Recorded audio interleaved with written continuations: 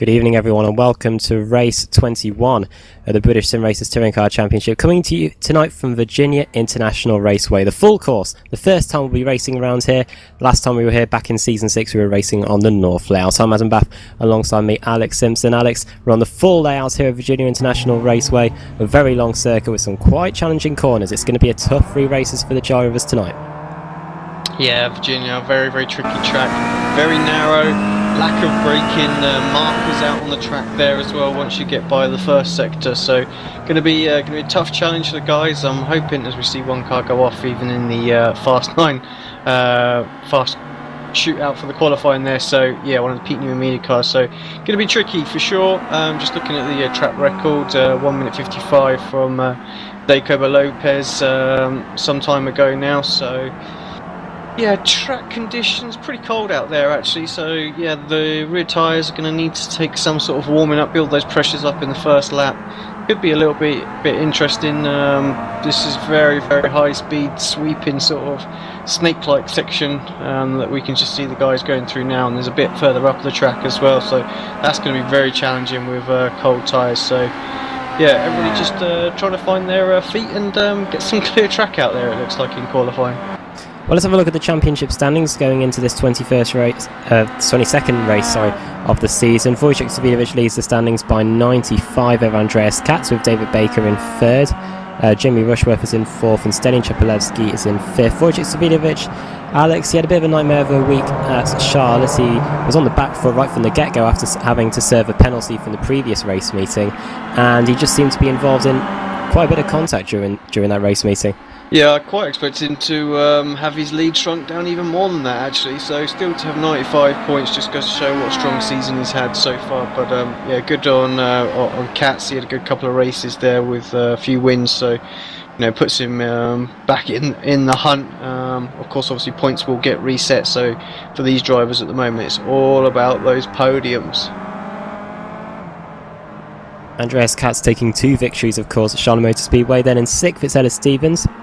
7th John Roberts leading the AM category. 8th it is Simon Field. 9th Alex Smolenski, and in 10th it is Daniel Hunt. Qualifying, as you're saying, is just underway at the moment. It's the final shootout for pole, and in a few moments time the checkered flag will be out for that. And the moment atop the standings is Sebastian Job. Sebastian Job back to his usual form. He's usually at the top of qualifying standings for the last few race meetings at least. Wojciech Savidovic in 2nd place with Jacobo Lopez, reserve driver, season 5 champion, back at racing here in the British Sim Racers Touring Car Championship. 4th it is Daniel Kraft, 5th it is Stelin Chapelevsky, 6th Andreas Katz, 7th Daniel Hunt, 8th Jamie Rushworth, 9th Lee Thompson, and in 10th it's Alex Smolenski. Good to see Joe and Lee Thompson inside the top 10 for Apex Racing TV, Alex, because they haven't had the best of seasons so far, and at Charlotte Motor Speedway I can't really remember one of them having a pretty good result. Yeah, just really Seb in the 2nd race, but no, it's certainly been a race meeting to forget for them, and Thompson dropped himself out of the top 10, and I think pretty much Mawson, he wasn't able to run as well, so yeah, a bit of a disaster that. Seb got caught up in a couple of incidents, so they were working their way back up through the championship, but it looks like that's got put on hold. Actually, looking at the team standings that popped up, it looked like Volatile Element had the best round there, really moved themselves into 2nd place ahead of GT Omega, so top 4 teams still very much in the hunt for things, and yeah, the rest just trying to close the gap if they can, but it's looking like it's going to be hard work, so long way to go, but yeah, they're going to need to start stepping it up if they're going to fight for the prize payout positions. Of course, the AM Championship, for those of the race in that, at the top of the standings it is John Roberts with Paul Smith in 2nd, Stephen Burke in 3rd, Andrew Whitehead in 4th, and Richard Gore in 5th position, and guys just working their way onto the front straight. Now you can see the 2 Powermax cars working together. That is Jamie Rushworth, and as I look on my timing screen, who's that? Well, someone drafting with Jamie Rushworth. Virginia International Raceway, is it going to be a big circuit for slipstreaming, Alex? We've got a long back straight. Yeah, there's a couple of long straightaway sections actually, so I think in this Kia definitely you've got an opportunity to get a reasonable draft, I would think. So through the sort of the S's section, I know obviously in the cars that I've drove is flat out through there, but these Kias are actually better. It's a little bit more of a handful, so probably not going to be doing any drafting through that section, as we see someone go off very quickly and into the wall there. Let's just see. I think it might have been Daniel Hunt. Yeah, he is. He's buried into the tyre wall right now, so that's going to be pretty much his qualifying done and dusted for the moment. Let's run you through the rest of the qualifying order. 11th it is Mike Tillerson, and then in 12th it is Russell Laidler, 13th Pete Newman, 14th Stella Mezuzov, 15th Mark Johnston, 16th Simon Field, 17th Richard Gore, 18th it is Paul Smith, 19th Julian Janowski, and in 20th it's Steve Hefford, 21st Stephen Burke as the checker flag has just been thrown, 22nd it is Jerome Kaiser on his return to the championship, 23rd Laura Bond, 24th Robert Graham, 25th Jay Wright, 26th Tim Mawson, 27th Ella Stevens, not usually that far down the timing pages, 28th it is Lee Berridge, 29th Andrew Whitehead, 30th Robert Plumley, 31st John Roberts, 32nd Scott Malcolm, 33rd Steve Richardson, 34th Colin Steele, and the cars are yet to set a time. Ashley Blake Hood, Martin Brandon, Steve Walker, Ashley Sutton and Eckhart von Glan. Alex, whilst I quickly look at the penalties that are going to be served for this race, who do you think is going to be the race 1 winner here tonight? I mean, it's hard to look past Wojciech Svidovic, to be honest, because he was so quick here when he won his championship. I think Seb might have pole right now, and we know how quick Seb is. But yeah, Wojciech's so fast around here, and I think he just might have the young British driver at the moment. Serving penalties for this race will be Martin Brandon and Steve Walker, Eckhart von Glan, and I think Daniel Hunt and one of the Daniels, especially in this field. So those are the guys who'll be starting from the back of the grid for this race. Checker flag out, as you're saying. Daniel Kraft up in second. Wojciech Svidovic, he needs to make a good start, Alex, because once we get into that S's section, it's going to be single file ready from now until we get onto the long straight. Yeah, exactly. Good start. I mean, you can go side by side through perhaps turn 1. Turn 2 is very tricky. That's super narrow there.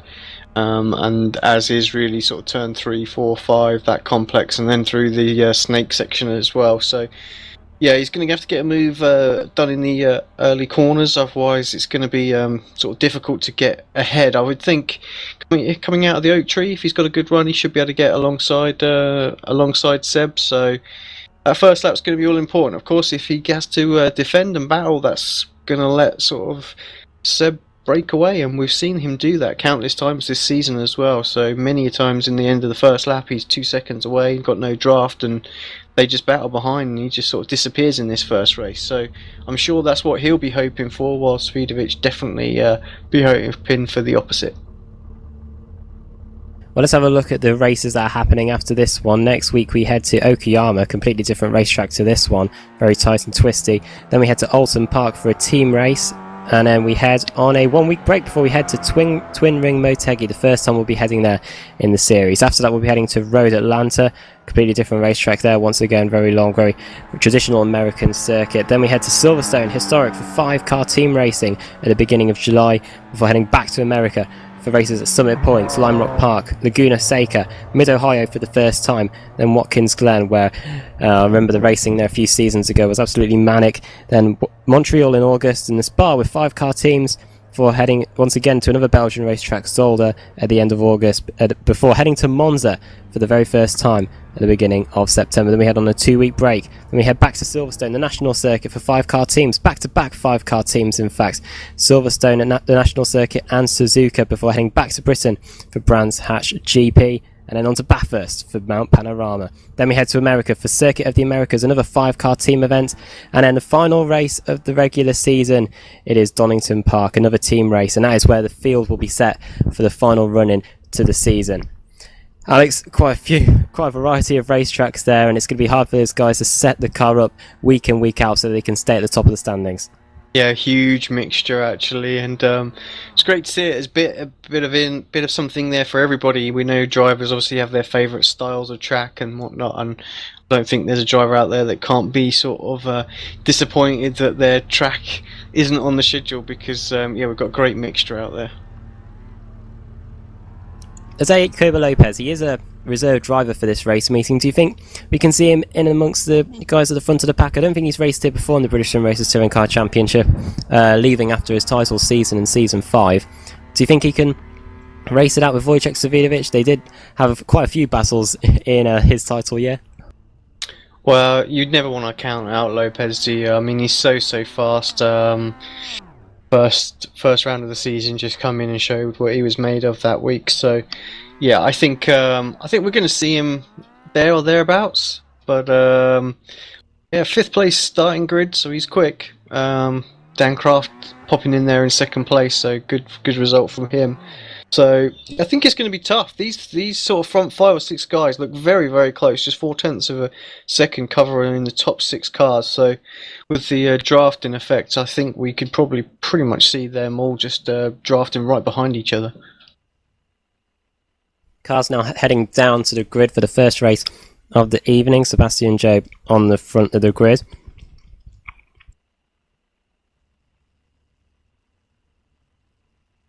Excuse me, 2nd place, Daniel Kraft, Wojciech Savidovic in 3rd place, Andreas Katz in 4th, Jacobo Lopez in 5th, 6th, Daniel Hunt, 7th, Stelian Chepelevsky, 8th, Jamie Rushworth, 9th, Lee Thompson, in 10th, it's Alex Smolensky.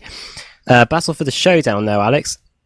Only 9 points separating 10th place John Roberts and Lee Thompson. That is going to be an interesting thing to watch out for tonight, because John Roberts qualified, if I look at my timing screen, he qualified in around I can't see him in fact on my timing screen, so maybe that's just probably me having a bit of a boys look there, but that's going to be something to watch, because 9 points in the British Sim Racers Touring Car Championship is not much. No, not at all. Yeah, I think it's going to be interesting to see what happens there. I mean, Lee, he's a very consistent driver, and that's really where he's picked up most of his points this season, so he needs to get back into that kind of rhythm, much like he did at the start of the season, and I'm sure he'll get himself back in the top 10. Okay, we're getting ready for the start of the race. We're still yet to see Sebastian Job, in fact, get down to the grid, so don't know how long it is before we're going to go green, but no sign of him yet in his Apex Racing TV car. There he is now. And Daniel Kraft is alongside him. Not too long to go then for the first race of the British Sim Racers Touring Car Championship, race 22 here at Virginia International Raceway. Yeah, no pace car out in front of them this week, so unlike the ovals that we've had the last sort of few weeks in a row, so it's going to be straight on fight into that turn 1. Dan Hunt, he's going to be particularly keen. Savidovic needs to get himself up into 2nd and behind Job. Over to you, Adam. Here we go then, race 22 with the British Sim Racers Touring Car Championship here at Virginia is underway. Good start from Daniel Kraft, and I wouldn't be surprised if he's alongside Sebastian Job going into the first corner, and so is Andreas Katz. He's got a lightning start. He's going past Wojciech Savidovic as we head into the first corner. Who's going to have the lead? It is Job on the inside, Kraft on the outside, and as they go around the corner, contact with Savidovic. That is Savidovic and Kraft coming together, and that allows Andreas Katz to get alongside as we work our way through into this long left-hand section. The 2 championship contenders going side by side, and Andreas Katz in the Oculus car versus Wojciech Savidovic. Savidovic has just been able to hold on though to his 3rd place, but it's anyone's guess behind. The 2 Power Max cars going side by side. That is Jacobo Lopez and Jamie Rushworth. Rushworth getting muscled out there, and that allows Stelian Chepelevsky to get alongside, and he goes off. Stelian Chepelevsky through the grass there, and he's just able to hold on to the car, but that was quite crazy racing at the start of the race. And now look at this, more battles going on further through the pack. That's Alex Smolensky and Mike Tennyson as we head through this left-right section. Very quick corners here at Virginia International Raceway. Crazy start there, Alex, but Wojciech Savidovic just able to hold on to his 3rd place after getting tipped sideways by Andreas Katz. Yeah, there was a lot going on there, and we saw pretty much what we said would. You know, the tyres were going to be just a little bit slippy just these first few corners, and Kraft was all over the place, and everybody else really struggling there, but looks like everybody's got through. I'm not seeing any instant. Maybe Stanimir Zuzov is into the pit, so problems for him out there.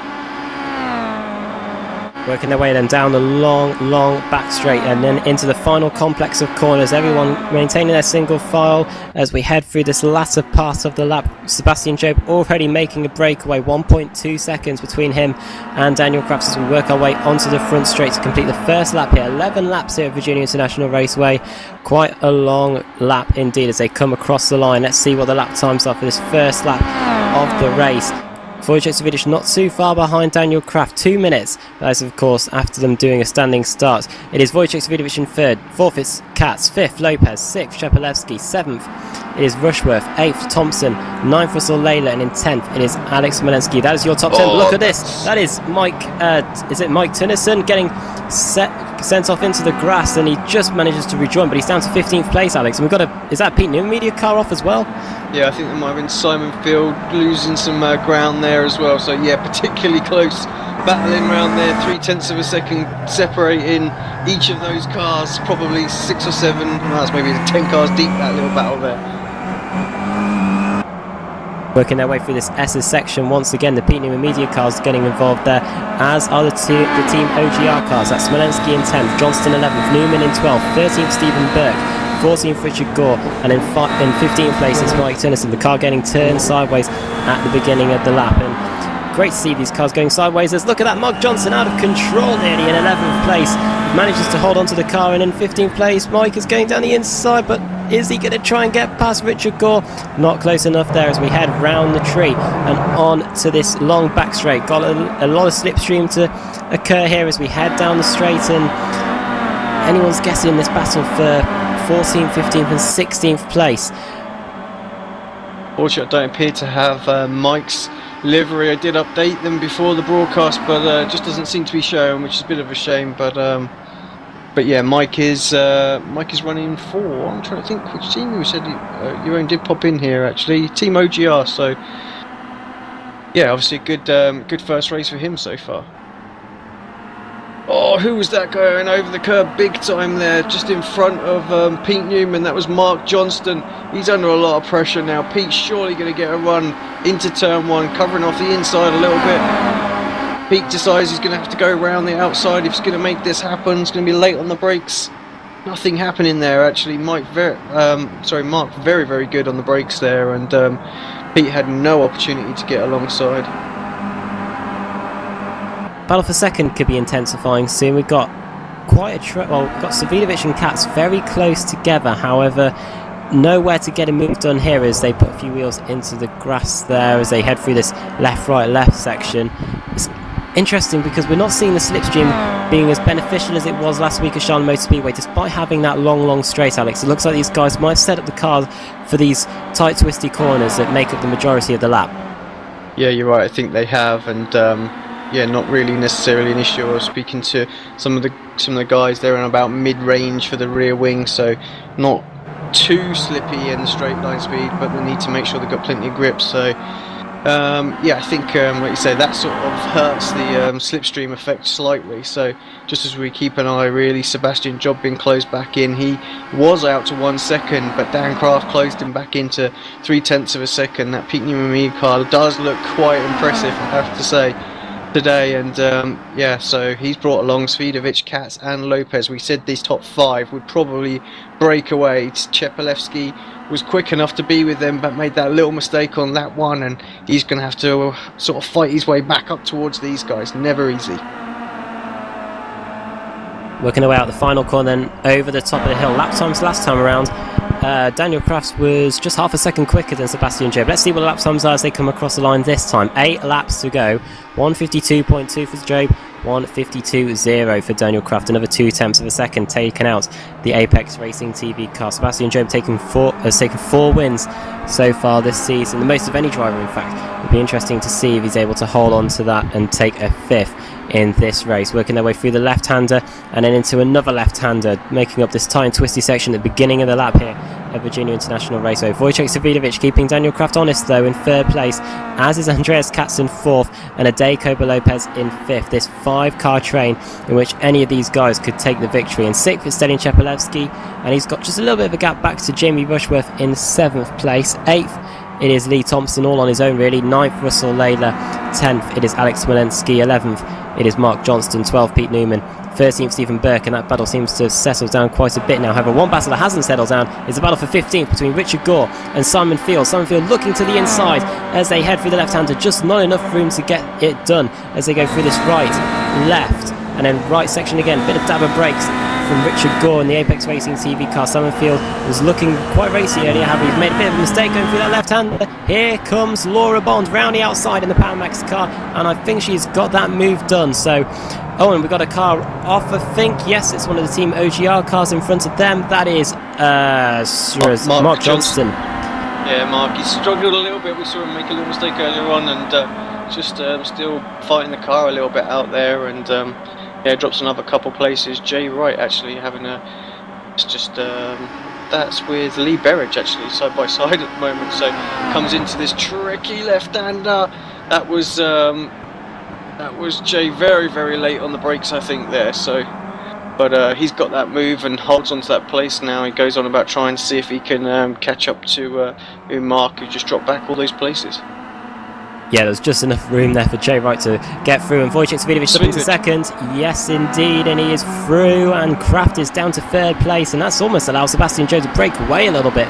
Andreas Katz still remains in fourth place, and seeing that Svidovic has now managed to put a car in between him and Svidovic, he definitely wants to get past Daniel Kraft as soon as possible, Alex. Yeah, exactly. He needs to do that straight away, really. I think, although that said, I just think these sort of cars here are going to stay pretty close to each other through the whole race. Only 7 laps to go, mind you. Jacob Lopez now closing in on Andreas Katz as they head through this left section. Very interesting to see which cars don't use the brakes and which cars do. And Lopez got very good drive through that corner. Katz is going to have to defend the inside line. Lopez has got nowhere to go. One car off there, don't know who that was. In the barriers just to the right of the picture, and then on to the long back straight. Lopez doesn't get the best run. Svidovic half a second behind Job. Going to be interesting to see if he can close in down this straight. I don't think he's got the speed to, but he is definitely reeling in the Apex Racing TV car. I don't think he'll have enough time to mount any challenge on this lap. Let's have a look at the lap times last time round. Sebastian Joe 1:52.2, Wojciech Svidovic 1:52.1, so 1/10 of a second quicker than Joe. Daniel Kraft 1:52.3. So Wojciech Svidovic, as you were saying at the top of the broadcast, Alex, he won twice here back in season 6. I think he has the speed under him to get past Sebastian Joe.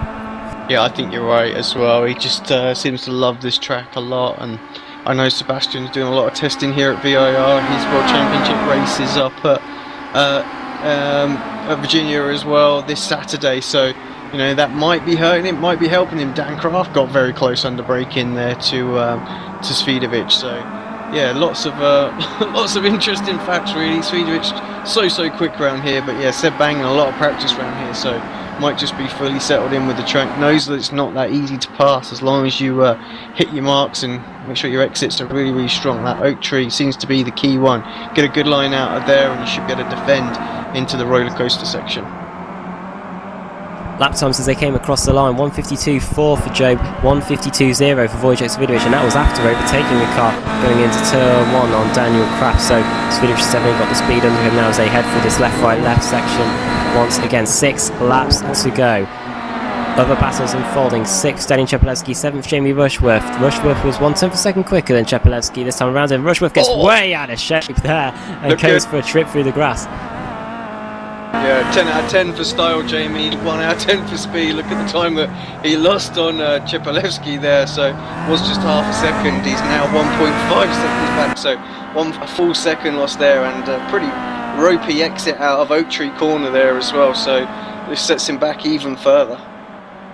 Yeah, and he's now lost the slipstream to Stelian Chepelewski. It'll be interesting to see if Rushworth's got the speed under him to close that back in. 4/10 of a second still between Svidovic and Joe. Dan Hunt closing in on his teammate. Sorry, not on his teammate. On the Pinion Media car of Stephen Burke. Has a little look. He's got enough momentum. He's going to have to hold it round the outside of the roller coaster. Oh, and Burke's going to run out of road surely, and he somehow doesn't hit Daniel Hunt, but he's off. Yeah, how many places is Burke going to lose? That's 1, 2, 3, 4, 5 places he's lost. Still not back on the track. Here he is returning just right there. I thought for a moment he was going to go off the other side, be it how narrow this Virginia International Raceway circuit is. Not good there for Stephen Burke after Daniel Hunt managed to get moved on. Yeah, very close on Cat. Sorry, Adam, to cut you off there. Just 0.2 of a second separated them coming out of turn 1, but has to settle back into a similar sort of gap as they go through that tricky, tight first sector there. Lap times last time around then between Katz and Lopez. Katz did a 1:52.4, Lopez 1:52.2, so 0.2 of a second difference between the Season 3 and Season 5 champions. However, there just seems to be a little bit of breathing room now for Katz, with Lopez behind. However, where there isn't room, that is between Daniel Kraft and Wojciech Savidovic. The Pete Newman Media cars got very close to the Season 6 champion, as has Savidovic got to Sebastian Job as well. 0.3 of a second as they head through the Oak Tree corner now. We've got 4.5 laps to go here in the opening race of the evening here at Virginia International Raceway. Lap times last time around, Savidovic was 1/10 of a second slower than Sebastian Job that time around. However, he's much closer than he was last time as they head down the back straight. Is there enough of a straight for Wojciech Savidovic to mount any sort of a challenge? Job thinks so. That's why he's going to the inside line and defending his position. Moves back to the racing line though, and look at Katz trying to get past Kraft as we head into the right-hander. I thought there was going to be a bit of contact there, but they all managed to work their way through this roller coaster section without any contact whatsoever. However, Savidovic, that's the first time all race we've seen him mount a challenge for the lead. Yeah, I think Savidovic probably had enough to get alongside there, but Job just stuck his car in the middle, and I'm not entirely sure Savidovic knew which way he really wanted to go. It's such a tricky corner, and either place you can defend your line. You can either have the inside for the tight little left-hander, or you can hold it for the longer right-hander there. So it was maybe he'll just size that up over the next couple of laps, and we might see some sort of showdown with about 1 or 2 laps to go. Katz getting close to Katz and Lopez getting very close once again, and they're getting close to Daniel Kraft. So these front 5, they yo-yo backwards and forwards the gap, and it's really anyone's guess who's going to get this lead, especially if the guys at the front get involved in any contact. Lap times last time around, both of them did what? So Job and Savidovic 1:52.2s, equal lap times there by those guys, and Lopez is very close to Katz, but we're heading into this one-line section of the racetrack, so there's nowhere for Lopez to go as we head through right, left and right once again, and it's going to have to be out of the Oak Tree corner really for Lopez to set up Andreas Katz, and well, I wonder if Savidovic will be any closer as we head out of Oak Tree corner this time around. 3.5 laps to go now. Out of the corner, Savidovic gets a very good run, I think, Alex, and it's going to be interesting now. Job will have to go on the defensive. Yeah, Kraft also got a great Oak Tree there, but not quite as good as exit as Savidovic there. Savidovic coming again. Still, Seb just plants his car in the middle, makes Wojciech pick his line. And again, Savidovic just a little bit late in deciding, and it's tricky. I mean, Sebastian's making the line very, very awkward for Wojciech there. He's going to be either really tight or really wide, and it's not the best of choices given him, but he's got an opportunity here, Savidovic. Yeah, Joe made a bit of a mistake on the exit of the final corner, and that's given Savidovic the run he needs as they come across the line. 3 laps to go here at Virginia International Raceway. Savidovic to the outside, Job on the inside as we head into turn 1. Savidovic, will he try and get the cut back as Daniel Kraft and Katz go into battle? Savidovic does get the cut back. Wojciech Savidovic has got the racing line surely now, but Job is on the inside line, and there's a battle unfolding behind as well. One car puts a wheel into the grass. I think that might have been Savidovic. Round the outside goes the Season 6 champion. They are still side by side as we head into this left-hander, and I think Job will have to wrestle the lead back. He does, and forces Savidovic wide. That allows Kraft to close in as well.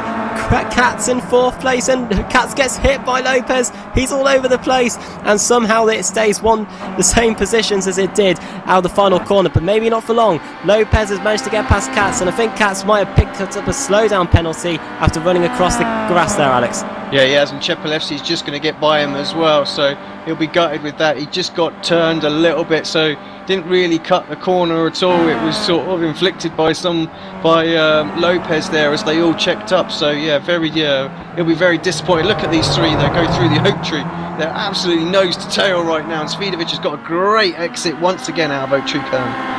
Yeah, so only 3 cars left in this battle for the lead. Job was 0.4 of a second slower than Wojciech Savidovic last time around, and Savidovic, it's all about the commitment going into this left-hander. Has he got enough room? Job's running to the inside line, and he just is able to fend off Savidovic, but I think Savidovic has got him done. round the outside, and now we will have the inside for the roller coaster section. They are still side by side as they have been for most of the lap. Job forcing Savidovic out wide, but I think Savidovic will have the line for this final corner, but Job just somehow manages to hold on. He might run a bit deep though through the final corner, and that might compromise his speed as they now come across the line. Here comes Kraft, yes indeed, and I think Savidovic will have to go to the inside line there. Kraft on the outside as they come across the line, onto the penultimate lap, the last lap but one here in the first race of the evening here at Virginia International Raceway. Kraft round the outside, Savidovic on the inside, and a bit of contact there between the Engine Oils Direct car and Pete Newman Media car, but Savidovic just holding on to second. Yeah, Kraft tried the undercut there, but I thought he was going for it there just for a moment, Kraft, but yeah, Savidovic planted his car nice on there, very sideways there, bouncing around. Is he going to hold that on? Will he get a slowdown like Katz? Doesn't seem to have done. I think he's got away with that, Savidovic, but that's released Job, and he's under serious pressure all over the grass, everywhere right there at the moment. I'm amazed he didn't manage to pick the slowdown there. He was across the grass in practically all elements of that left section at the beginning of the lap, and now this means that Sebastian Job is able to break away, and Kraft has now dropped back a little bit as well, and this is all bringing a Dayco. Kraft is off massively sideways, and that's going to allow a Dayco Lopez through, and I wouldn't be surprised if Kraft has picked up a slowdown penalty. Yeah, he has as well, so that's going to... Is he going to just hold off Katz? I think he might do. I think he's just about held off Katz. Katz has got past Chepelevsky as well. We missed that with the battle that was going on there, so I'm not quite sure what's on, but we'll stay with Katz because he's got a little bit of a run on Dan Kraft here. Down the long back straight then, and I think Katz surely has got it done. Kraft will try and hold the inside line, but the Oculus 360 car's got a superior straight line speed, I think. Or has he?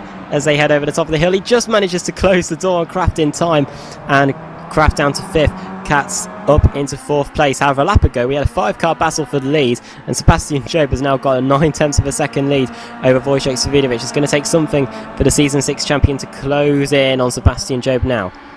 Yeah, I think that's pretty much going to be as they are, but you never do know. Savidovic could pull something out, but Lopez is the man that's closing down the back straight. We'll jump to that actually, because that was just 0.3 of a second, but there's great battle going on behind as well. But yeah, I think it's going to be between Savidovic and Lopez for second place now. Job 1.4 seconds ahead.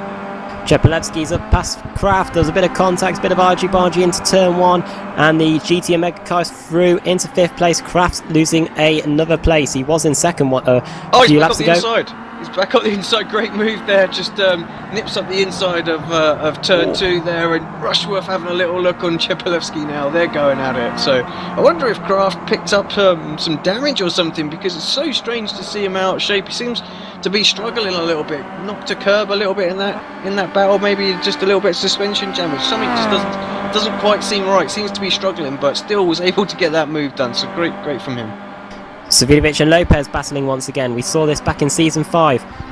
The two of them had quite a few battles at Bathurst, at Interlagos, where we had the closest finish in BSRTC history of a few thousandths of a second. Out of the Oak Tree corner and down the back straight, 0.4 of a second separating Savidovic and Lopez. It's all about the straight line speed down the long back straight, and whether Lopez has got enough of it to get past the Season 6 champion of Wojciech Savidovic. I don't think he has. 0.3 of a second, no, not close enough, so he will stay in his 3rd position. And it looks like the guys behind the battle for 5th place between Kraft, Stalin Chepelevsky and Jamie Rushworth, they've all remained in their same position as well. Into the final few corners then in this quite entertaining first race of the evening here at Virginia International Raceway. Race 22 at the British Sim Racers Touring Car Championship will go to Sebastian Job. He's going to take his 5th race win of the season for Apex Racing TV and improves his position in getting in the showdown. 2nd place goes to Wojciech Savidovic, 3rd for Dayco Lopez, 4th Andreas Katz, 5th Daniel Kraft, 6th goes to Jamie Rushworth, Stelian Chepelevsky in 7th, Lee Thompson in 8th for Apex Racing TV as he comes across the line now. Stelian Chepelevsky in 9th. Alex Malensky in 9th, Russell Laidler in 10th, Pete Newman comes across the line in 11th, 12th place Laura Bond, 13th Simon Field, 14th Daniel Hunt, after having that bit of contact with Stephen Burke earlier, who comes across the line in 15th place. 16th place as he comes across the line now, it is it Jay Wright? I think it is. Jay Wright comes across the line, yep. 17th, Andrew Whitehead. 18th, Ashley Blake Hood. 19th, it is, as they come across the line, it is Paul Smith. and running out the top 20, it is John Roberts. So Alex, first race, 5-car battle for the lead. Quite entertaining racing there. Yeah, great racing actually. That with what was it, 3 laps to go, super close, and wouldn't want to call what was going to happen there. And yeah, in the end, it's sort of Lopez was the man who made all the places really. So great driving from him. But yeah, Seb held off that battle, so he'll be delighted with that. I thought Savidovic was going to get him when they were side by side. But yeah, great driving from both of them out there. Were held that side by side. It's not easy to do at VIR. It's so narrow, and yeah, there was barely any contact between them. So yeah, great driving from both of them, and they you know, stand up and salute both of you because that was an awesome show. And Apex Racing TV, 2 cars inside the top 10. It looked like that was going to be the case after qualifying, and that should help their team's championship just a little bit. Yep, no doubt. You know, I won't beat around the bush. You know, I obviously like to see our team do well, and yes, what we needed. Just trying to see where some of the others. Tim Mawson way down, not what he wanted. Richard Gore was having a good race earlier on as well. I'm not quite sure where he ended up. Looked like he retired actually, unfortunately. So good couple of results, but yeah, Engine Oil Direct, just the 1 car in there. Oculus, just the 1 car. GT Mega got a couple cars in top 10 too. 1 Pete Newman Media car in there, and 2 Powermax cars. So good split actually. Right, time for the reverse grid draw then for the second race of the evening, race 23, the British Sim Racers Touring Car Championship. The cars eligible, of course, cars 15 down to 26, and that is Stephen Burke in 15th, Jay Wright 16th, 17th Andrew Whitehead, 18th Ashley Blake Hood, 19th Paul Smith, 20th John Roberts, 21st Lee Berridge, 22nd Steve Walker, 23rd Robert Plumley, 24th Julian Janowski, 25th Ellis Stevens, and 26th Scott Malcolm. So who's going to take that pole position for the second race of the evening, Alex? Well, this will be interesting. I'm totally unprepared today, and I haven't even got the dice ready on screen, but give me 1 moment and we should be able to get it up. Hope. That's the dice, of course, just in case. Oh, it's not working. Come on.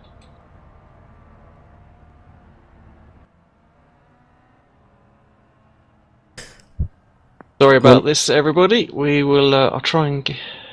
We'll run you through the rest of the order. 27th Steve Richardson, 28th Colin Steele, 29th Eckhart von Glan, 30th Robert Graham, 31st Tim Mawson, 32nd Martin Brandon, and then in the cars lap down, Stanimir Zuzov 33rd, 34th Mark Johnston, 35th Richard Gore, 36th Steve Hefford, 37th Sharon Kaiser, 38th Mike Finnison. He must have had a bit of contact, and then 39th Ashley Sutton, who I don't think took the start. Are we ready for the dice, Alex? Yeah, I just about managed to get it on screen, thankfully. I thought for a minute I was just going to struggle there, but let me just get rid of the stand-ins in the background. What a mess, totally unprepared. Right, here we go with the dummy rolls. We've got 21 would have been first roll, 25th, so almost a full grid. Then 17th, so full pole position, it goes to 15th, smallest we could get. Stephen Burke. So Stephen Burke will be on pole position with Daniel Hunt alongside him. 3rd, it is Simon Field. 4th, Laura Bond. And 5th, Pete Newman. With the smallest reverse grid we can get, Alex, I wouldn't be surprised if we saw Job, Savidovic and Lopez back battling at the front again by the end.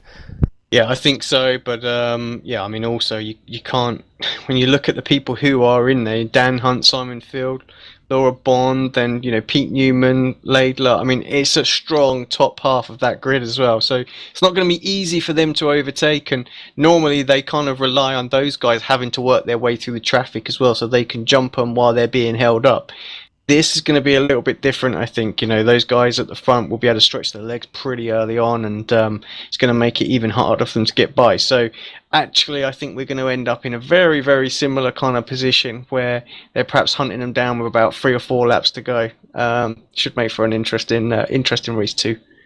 Stephen Burke and Daniel Hunt still yet to take a victory this season. Daniel Hunt a few seasons ago was quite a regular race winner. Simon Field, though, he has taken a win in the season, and will be interesting to see how Laura Bond does as well. Those are some of the drivers you'll be watching out for in the second race of the evening here in the British Sim Racers Touring Car Championship, and it's coming up next after these messages.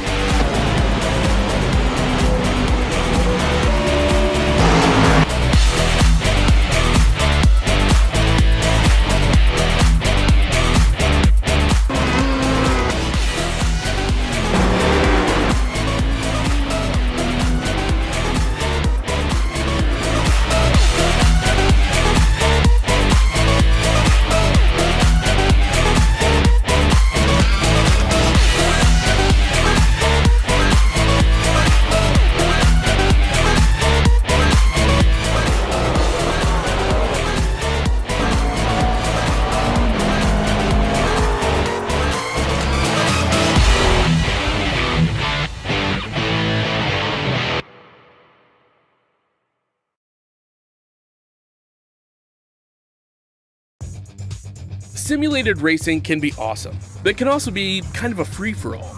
Interestingly, auto racing faced the same problem in its earlier days. Whether it was on the back roads, the beaches, or the city streets, the racing was fun. But there was always a certain level of chaos and danger, until some folks came along and put some order to all of this. Stuff like official racetracks, regulations about weight and equipment, and enforcement of standards. That's what gave us high-speed excitement, fast-paced action, and photo finishes. That's when racing became racing. The guys over at iRacing.com have made the same transformation in the world of sim racing. Sure, they've got the most accurate tracks and realistic cars out there, but that's just the start. See, iRacing analyzes the performance and results of each driver in every race, so you can be sure you're always placed in races where the competition will be tight, and that those reckless drivers who ruin it for us all are kept in the pits. Not to mention that with over 45,000 active members already in their vast community, you can find races day and night, so you can always get in on the action. You can even join a league of your favorite series. And since updates are always automatic, you don't have to worry about software and can focus on the track. Zip up your fire suit and check out iRacing.com.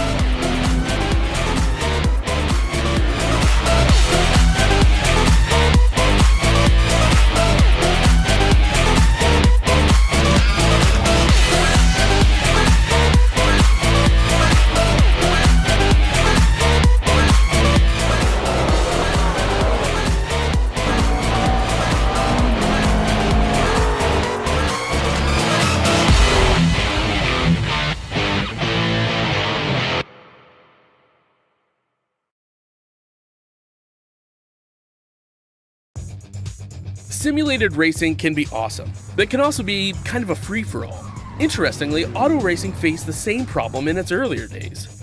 Whether it was on the back roads, the beaches, or the city streets, the racing was fun.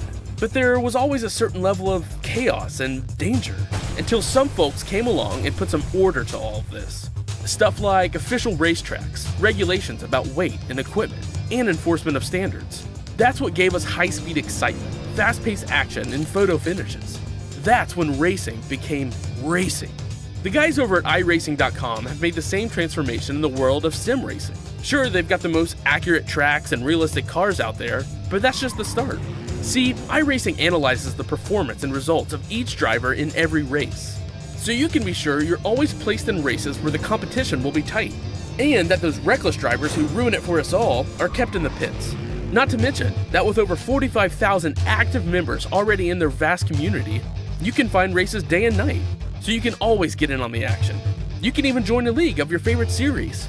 And since updates are always automatic, you don't have to worry about software and can focus on the track. Zip up your fire suit and check out iRacing.com.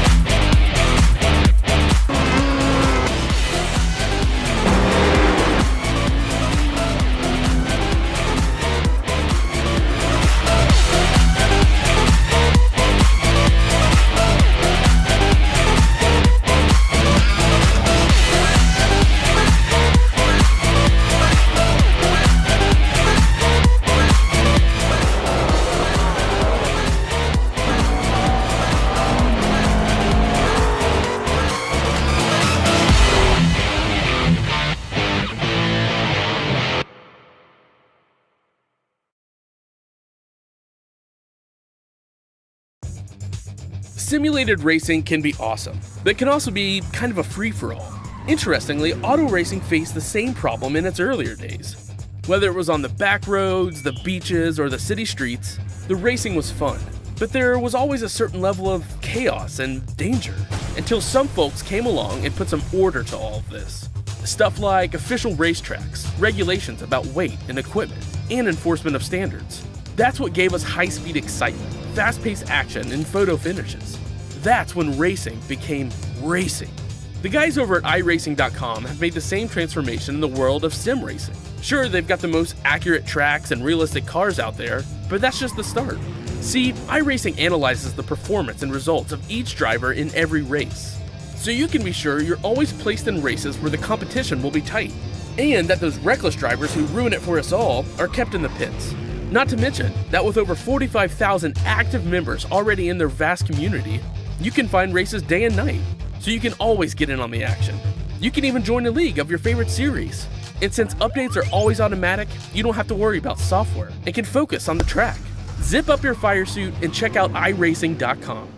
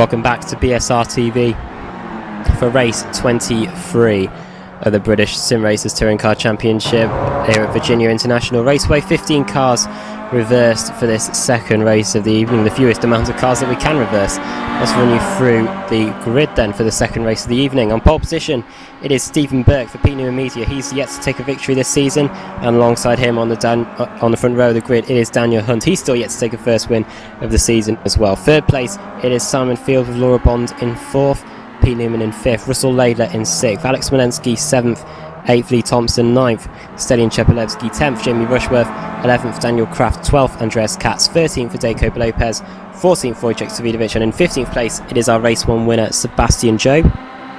16th it is Jay Wright, 17th Andrew Whitehead, 18th Ashley Blake Hood, 19th Paul Smith, and running at the top 20 for this grid for the second race of the evening, it is John Roberts. Alex, we were talking before the break about the fact there's only 15 cars being reversed. We could see the guys that finished race 1 at the front of the grid back up there fighting for the lead at the end, so it could all be shaping up quite nicely for this second race.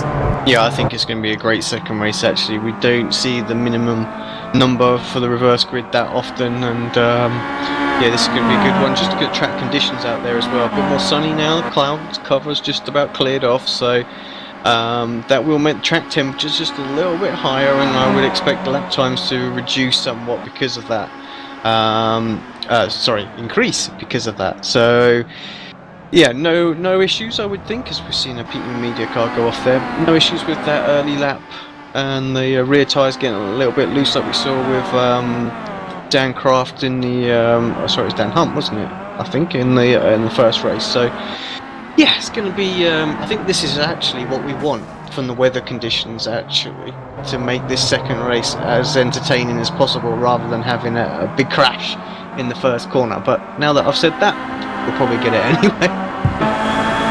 Championship standings going into this race meeting, they have been updated. Wojciech Savidovic is now 100 points clear from Andreas Katz, with Jamie Rushworth in third, now 223 behind Wojciech Savidovic, with Baker in fourth and Stelian Chepelevsky in fifth, Ella Stevens in sixth, John Roberts in seventh, 8th Simon Field, 9th Alex Smolensky, and in 10th it is Dan Hunt. The battle for that 10th place and the final spot in the showdown continues to get closer and closer, with Hunt and Thompson only separated now by 3 points going into this second race of the evening, so that's something to keep an eye out on. Sebastian Jobe, his 5th race win of the season, takes him level with Andreas Katz for the most number of wins this season. It will be interesting to see what he can do in the second and third races, Alex, because I've seen some drivers rate Sebastian Jobe very highly, how it's just that he can't get the consistency in these second and third races. Yeah, it definitely seems to be the case, and some of the YouTube watchers were commenting on that fact that the first race he does seem to be very, very strong, and it's always the second and third, so working his way through the traffic. It's not, half the time it's not his fault as well, it's somebody else crashing into each other just in front of him that he can't quite avoid. So yeah, hopefully he's on top of that this race, and we can see a great battle pretty much all the way through this race. Warm-up session is finished and the cars are now heading down to the grid. It is Stephen Birkin on pole position, with Simon Field now placed second place alongside him. I'm just going to check my results for a second. Stephen Burke, Daniel Hunt. I wonder if Daniel Hunt's been given a back of the grid penalty for race 2 as a result of contact at Charlotte Motor Speedway. I'll have to check the protests on that, but it looks like it will be Simon Field starting second, which means it is a Pete Newman Media 1-2 at the front of the grid for this second race. So Alex, can you call a winner for this second race? I wouldn't like to. I think any one of that top 15 could have a good shot in this race, so I think the front 4 or 5 have got a good opportunity if it stays clean. Let's see. Here we go then, race 23 of the British Sim Racers Touring Car Championship at Virginia International Raceway is underway. A good start from the front row. Pete Newman Media Cars got a good launch.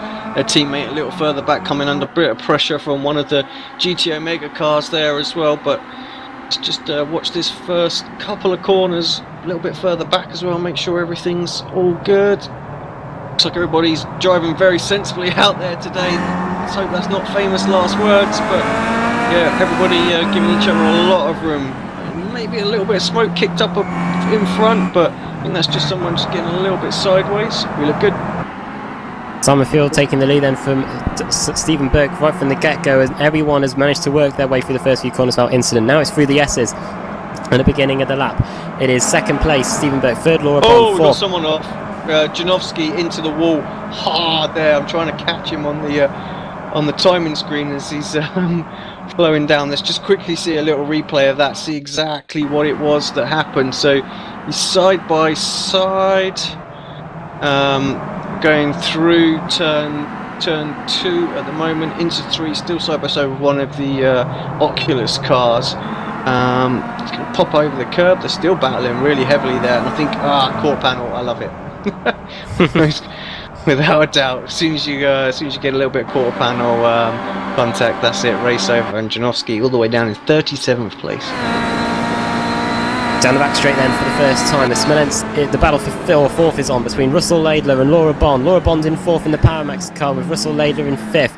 Just brakes and tyres not up to temperature yet for Russell Laidler to really push it as they head through the left-hander. We've still got 11 laps to go, of course. 6th it's Smolensky, 7th Stelian Chepelevsky, 8th Jamie Rushworth. So Rushworth and Chepelevsky battling as well, as Russell Laidler runs very wide on the exit of the final corner, and he's still on the grass. Here comes Alex Smolensky then in the Team OGR car. Surely he's got the better speed than the GT Omega car as they come across the line, and it's going to be side by side as we head into turn 1 as they come across the line into turn 1. Who's going to get the position and who's got the racing line? Smolensky forcing it to Laidler, but Laidler has got the inside line, and bit of contact between Chepelevsky and Rushworth, and that is allowing Lee Thompson to close in as well as they head through this left-hander.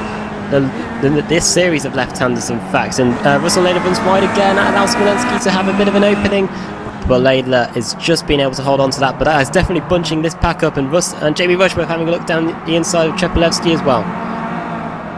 Yeah, Rushworth, Dancraft gets past Thompson as well. Oh, they're very close through that tricky section, so Lee just getting a little bit sort of freight train back there, just offline as Rushworth came past, but he's definitely trying to fight back. He's got Andreas Katz on his tail, Lopez is there, Svidovic and Job, so those guys pretty much as you were.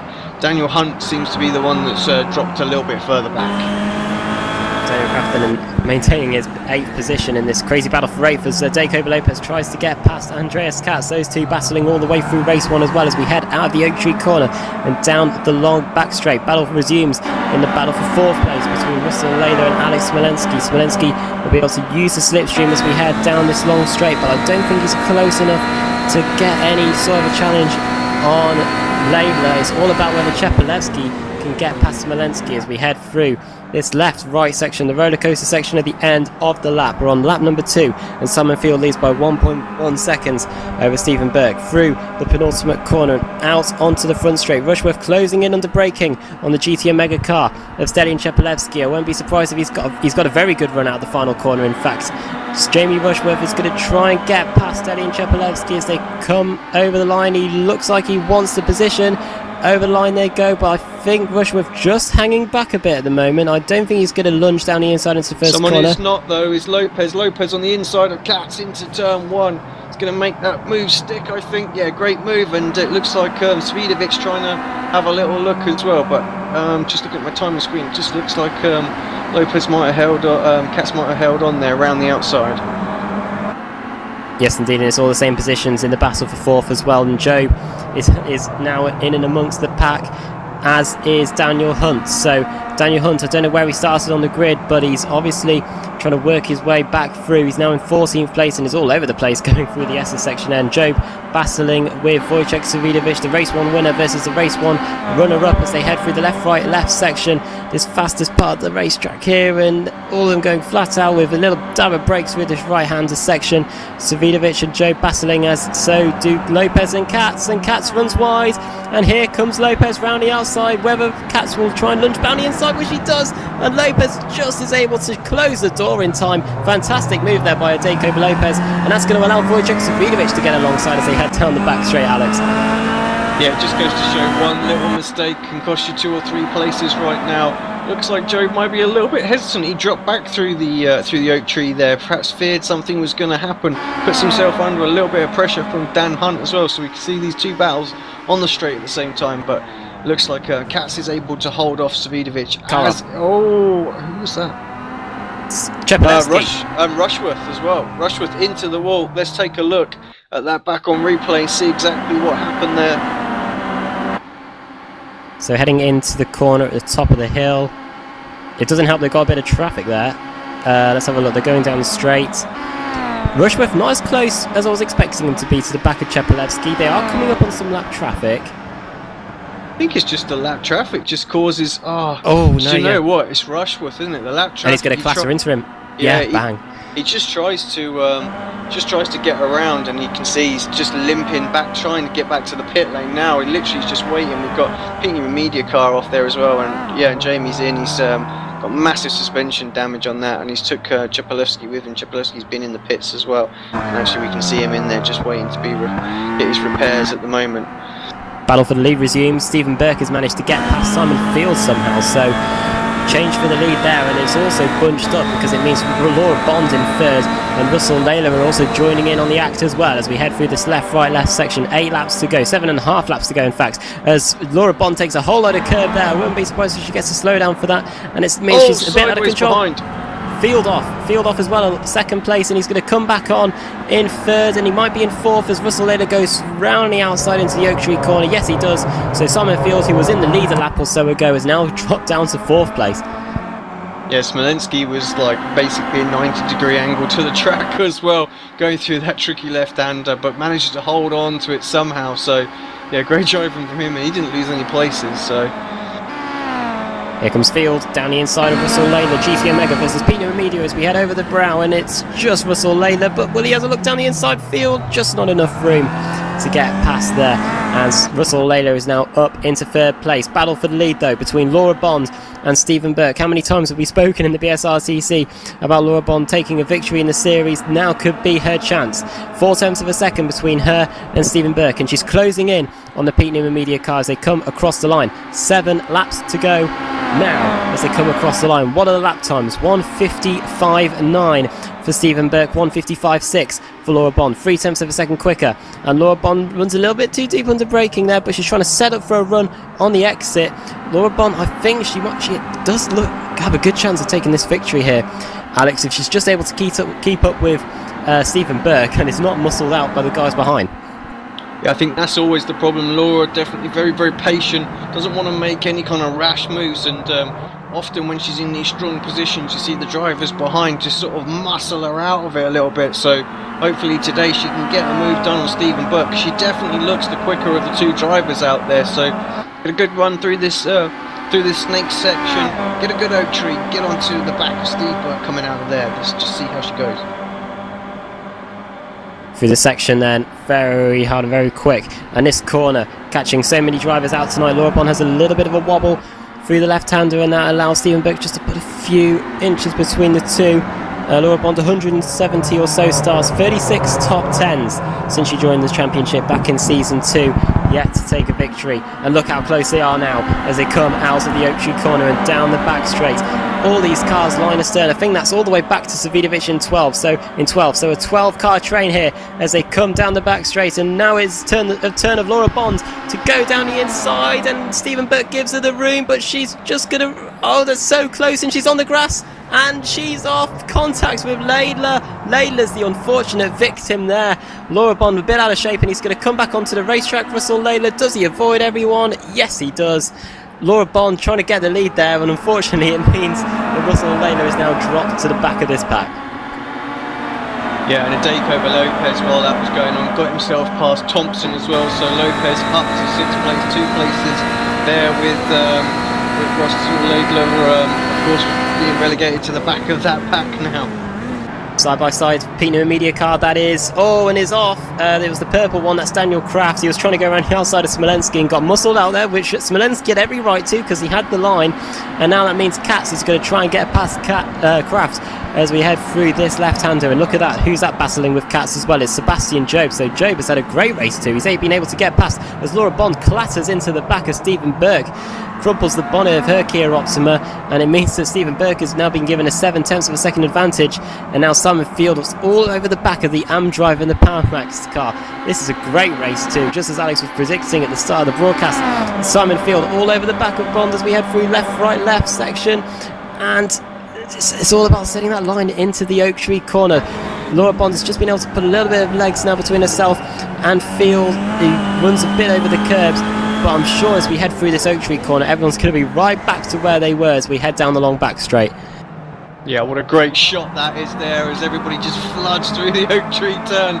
Line astern, great driving from everybody. Great exit from Laura. This is definitely her opportunity. Field is just, Field's getting a bit of a run as well. He's perhaps going to try to even push his teammate along there. We could be 3 wide here going into the roller coaster section.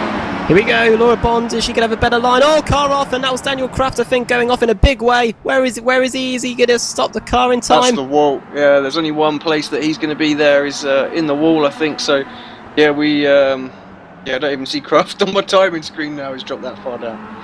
And somehow Stephen Burke is able to hold on to his lead. Daniel Kraft has gone back to the pits, so must have obviously hit the wall and sustained a bit of terminal damage there as they come across the line.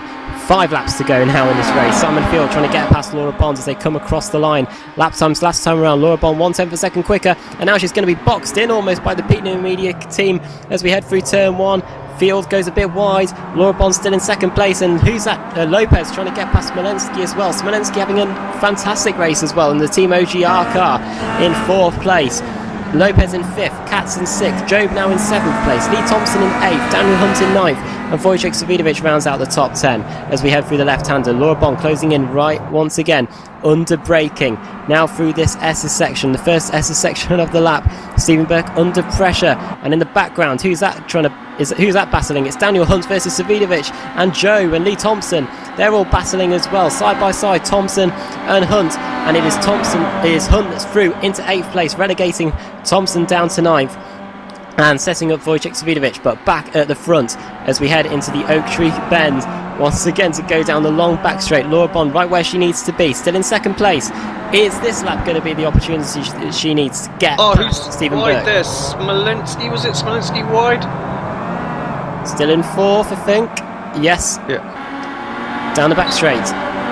Simon Field. Oh, it was Lopez that was wide, sorry, because Katz moves up ahead of him now. So, yeah, Lopez just a little bit wide. Katz moves up, he takes the 5th place. So, Lopez not what he wanted at all. But Bond again coming under a little bit of pressure from Simon Field. Field definitely looks fast, but good line from Laura that time. Get this exit right on this final curb. Maybe she'll have an opportunity. Stephen Burke into turn 1. But yeah, definitely Field's looking very racy at the minute. The top 2 yet to take a win in the BSRTC this season as they come out of the final corner and down the front straight. I think Laura Bond's going to be the one under pressure this time as they come across the line. Stephen Burke 4/10 of a second ahead, but is Simon Field going to try and go around the outside of the Powermax car into turn 1? Here we go. And look at Smolensky. What a fantastic opportunistic move there by Alex Smolensky in the OGR car. The move isn't complete yet. OGR versus Pete Newman Media now in a battle for 3rd as we head through the left-hander, and Smolensky just has to slot back into 2nd, but he did catch Simon Field a bit unawares there, Alex. Yes, Simon definitely eyes totally focused forward, and Alex knew that as well and thought he'll shove one up the inside there and surprise Field. Almost worked, almost got past Field here, has got a great run on Laura. Laura got all over the curb, surely not. They're going to go side by side through the snake section. No, Field decides this job's not worth it.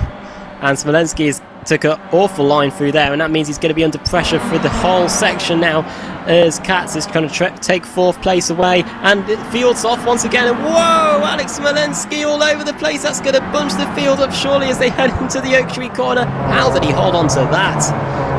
I have no idea, but we're going to see some crazy battles going into the roller coaster section now. Look at how close that pack is together. Here we go then, it's Andreas Katz behind Smolenski, then it's Lopez in 6th, 7th Job, 8th Hunt, 9th Lee Thompson, and 10th Wojciech Savidovic. Savidovic almost hoping that something happens in front of him as here comes Katz down the inside. Is there enough room? Not enough room, and that allows Lopez to close in under braking as well as we head through the roller coaster section. And Stephen Burke's made a mistake because here comes Laura Bond. Yeah, Bond just 1/10 surely this time. This has got to be her best opportunity. There's absolutely no way she can not get enough of a draft now. Right on his tail. Down the just straight. a little bit too far back to pressure her, so you're going to go around the outside. It's going to be tricky. Going to need to get the cutback maybe. Into turn 1. She's on the outside. Will she try and get the cut back? And Field's going to ruin that. He taps her. They all tap each other. The guys behind, Smolenski and Katz and Lopez and the rest of them as they head through the left-hander. Who's going to be in 3rd place now? Job into 6th. Katz going down the inside of Smolenski. There's going to be contact surely between the two of them. And somehow they all hold on after that bumper-to-bumper action through the first corner. Who's that on the outside? That's Sebastian Job battling it out with Adekoba Lopez. Lopez versus Job. PowerMax versus Apex Racing TV. Job mixing it there with a Season 5 champion, and they're still side by side, but Job has to get out of it. And now here comes Daniel Hunt in the GT Omega car to get past Sebastian Job, and just not enough room there to get past. They all have to slot back into single file there, but chain reaction as a result of Simon Field trying to nudge Laura Bond out the way. Yeah, just crazy how that can happen. A little check up there in front, 2nd and 3rd place, and all hell breaks loose really from 5th backwards. So just look at how close they are. So there's a few bad bumpers out there as well now. So you can just tell there's a little bit of rubbing going on. Laura Bond did not get the exit out of the Oak Tree corner, and now that means Simon Field has got the inside line as they head over the top of the brow and into the roller coaster section to end the lap. Laura Bond not giving in though, but I think she will, and she does just. So that means it's now a Pete Newman Media 1-2, and it's all about whether Simon Field can take his 2nd victory of the season, or whether it will be Stephen Burke who's going to take his 1st win of the season. Through the left-right section, it's not over for Laura Bond yet, and as Simon Field runs a bit wide on the exit, but I think Laura Bond's just too far away to get anything done. The battle now focuses on the battle for 4th between Alex Smolenski and Andreas Katz. Katz in the slipstream of the Team OGR car as they come across the line into turn 1. Will Katz go for the inside? Will Smolenski cover the inside line? Which he does. Katz trying to go to the outside, and Lopez trying to get involved in the act as well, but Smolenski doing a good job of positioning his car through the first corner, still holds on to his 4th place. Yeah, crazy close racing. I just don't want to know what's going on really. Svidovic has caught the back of this pack now as well. It took him a little while, but he's there right on Lee Thompson's tail. He's in 10th place as well. That just goes to show how difficult it was to pass. We said that it was going to be tricky. Great field really at the start of this grid, and they're pretty much all still as they are. As Thompson's having a little look on Hunt, but there's no way through there. It's all crazy with Smolenski and Katz as well. It almost reminds me of that race of Suzuka back in one of the highlights of the BSRTC, and Katz goes down the inside, and that was never going to work. Smolenski goes off, and here comes Lopez to capitalise. Lopez through into 4th place, and poor Smolenski, after having such a great race, is now down to 11th. Yeah, how quickly it can change. Smolenski just about recovered in front of Andrew Whitehead there, so... Here comes Laura Bond. Yeah, Laura Bond side by side with Simon Field trying to fight back. He keeps trying this line, just needs to make it stick around the outside. Just not quite got the straight line speed that the Pete Newman Media car has as well. Maybe that's just that little bit of damage on the front there. I wonder if Adekoba Lopez is going to play a bit of a defensive role now for Laura. Give her the opportunity to try and get another podium and maybe even up to 2nd place. Here we go then, out to the final corner and onto the final lap of this fantastic race 2 here, and Andreas Katz has definitely got a run on Adekoba Lopez, Season 5 versus Season 3 champion as they come across the line. White flag in the air, last lap here at Virginia International Raceway into turn 1. PowerMax, then Oculus 360 as Lopez goes down the inside of Laura Bond. Teammates battling here, and here comes Andreas Katz to try and get past Laura Bond as well. Laura Bond's sitting duck here at the moment as they head through the left hand to Katz on the outside, but Laura Bond is just able to hold on to her 4th place. Job resisting in 6th, 7th Daniel Hunt, and Katz, Job looking down the inside of Katz into the left-hander. He hits Katz. Katz goes sideways, and now he's on the defensive. Here comes Job to the inside as we head through the S's. I think he's got the move done. Bit of contact, and they're all nearly off. That was fantastic there between Katz and Job. Katz just holding on to his 5th place, and that's allowing Dan Hunt to close in the GTM Mega car as well. Further up though, still 1, 2, 3. Stephen Burke, Simon Field, and Ade Koba Lopez. Lopez could have a shot at winning this now as we head through the left hand and into the Oak Tree Bend. Stephen Burke grimly holding on. It's all about who is going to get the run out of the Oak Tree Bend as Lopez tries to lunge it down the inside there. Here we go, out onto the back straight, and Burke gets a shocking run. He puts 2 wheels into the grass, and that now means it's going to be Simon Field and Ade Koba Lopez in the slipstream as they head down this back straight, and Lopez is going for it. He's got past Field. Oh no, both of them off. That is not what we wanted, and they're going to go into the trees. And that now means it's Simon Field that's in the lead, Alex. Well, I wasn't expecting Ade Koba Lopez to do that, and now Laura Bond is in second place, struggling to hold on from Andreas Katz. Wow. Yeah, I'm pretty disappointed to see it end like that. I felt that Stephen Burke had done everything he needed to win that race, so I'm really, really gutted for him. He definitely deserved it. But another driver who was very, very quick is Simon Field. Here he comes. Is Bond going to hold on to this second place? He does.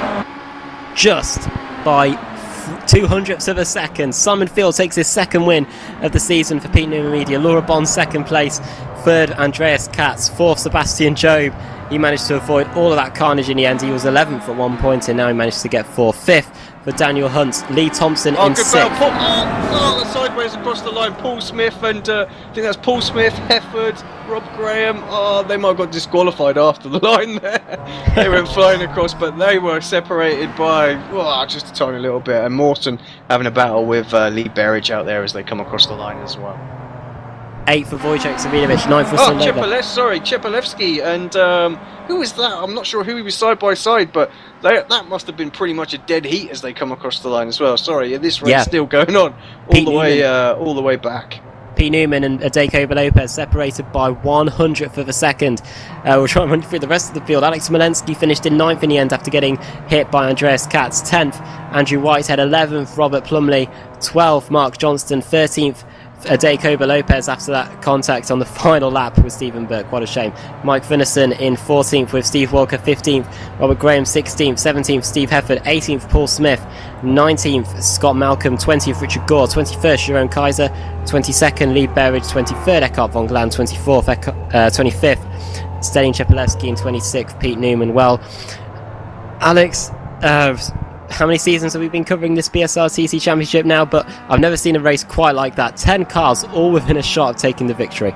Yeah, that was just brilliant. I had a little feeling, actually, weather conditions were perfect for a great race out there, and the grid lineup just looked awesome. So, yeah, let's, I just want to go back and really say that I'm absolutely gutted for Stephen Burke. I really felt like he hadn't put a foot wrong all race long, and he fully deserved that victory there. So, yeah, Lopez obviously wanted to have the run, see if he could get both of them on the end, which, you can't say anything bad about, really. But unfortunately, just, it was, what it was, wasn't it? It's that rear quarter panel, he just got into it and just sent both of them into that invisible wall there as they collided into it. Just looked a mess. But, Simon Field still was able to capitalise and take a victory, and Laura Bond with a 2nd place, so she must be delighted with that.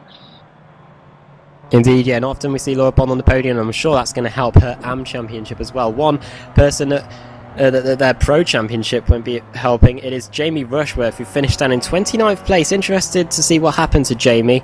Might have been a bit of contact in the early laps, because him, Ellis Stevens and Steve Richardson, the 3 Power Max cars there, finished 28th, 29th and 30th, so not good for their championship there. Daniel Kraft finishing down in 34th after contacts at the beginning as well. Time for the reverse grid for the 3rd and final race. Wonder if it will provide as much drama as it did in this one. The cars eligible: 15th down to 26th, Steve Walker in 15th, Robert Graham 16th, 17th Steve Hefford, 18th Paul Smith, 19th Scott Malcolm, 20th Richard Gore, 21st Jerome Kaiser, 22nd Lee Berridge, 23rd Tim Mawson, 24th Eckhart von Glan, 25th Stelling Chepalewski, and 26th Pete Newman. Who's going to be on pole, Alex?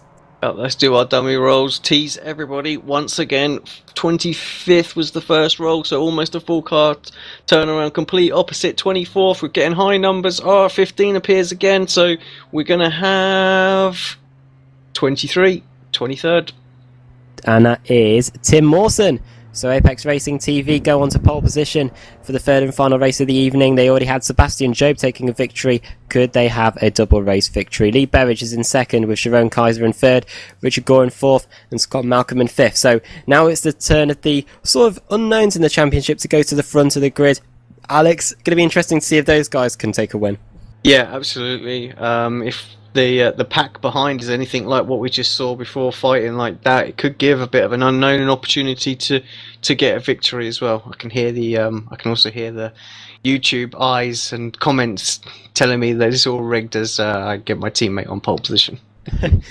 Jerome Kaiser hasn't taken a victory since season 6, so it'll be interesting to see if he can get to the front. To Dacoba Lopez after that contact on the final lap of the race, quite a wild contact. He's going to be starting in the mid-pack with, of course, the likes of Savidovic and Field and Job and the Cats starting towards the deep in the midfield. It's certainly shaping up to be another thrill of a race here at Virginia International Raceway. The third and final race of the evening is just a few moments away. Stay with us here at BSR TV.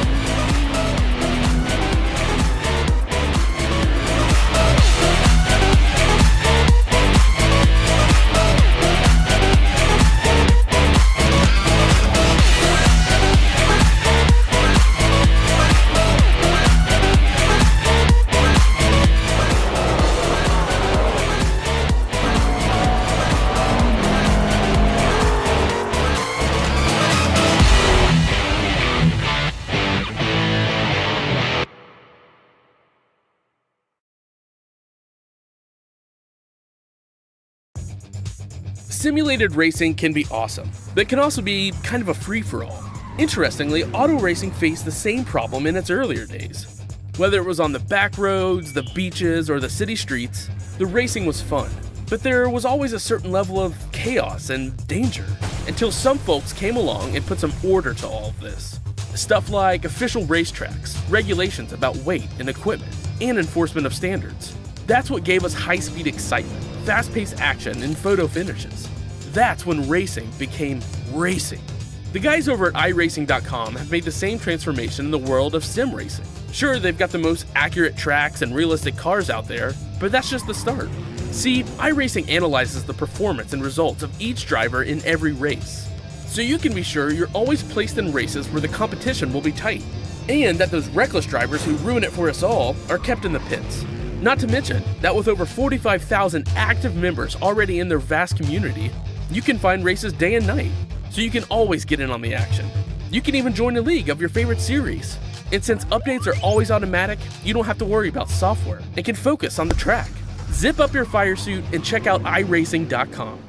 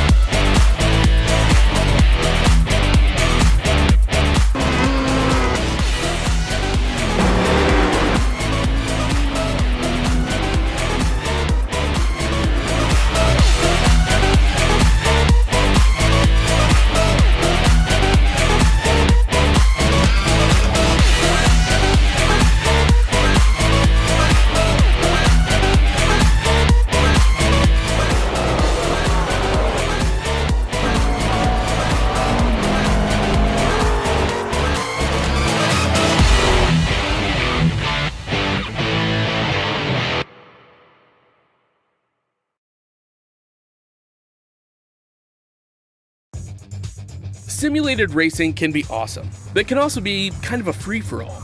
Interestingly, auto racing faced the same problem in its earlier days. Whether it was on the back roads, the beaches, or the city streets, the racing was fun. But there was always a certain level of chaos and danger, until some folks came along and put some order to all of this. Stuff like official racetracks, regulations about weight and equipment, and enforcement of standards. That's what gave us high-speed excitement, fast-paced action, and photo finishes. That's when racing became racing. The guys over at iRacing.com have made the same transformation in the world of sim racing. Sure, they've got the most accurate tracks and realistic cars out there, but that's just the start. See, iRacing analyzes the performance and results of each driver in every race, so you can be sure you're always placed in races where the competition will be tight, and that those reckless drivers who ruin it for us all are kept in the pits. Not to mention that with over 45,000 active members already in their vast community, you can find races day and night, so you can always get in on the action. You can even join a league of your favorite series. And since updates are always automatic, you don't have to worry about software and can focus on the track. Zip up your fire suit and check out iRacing.com.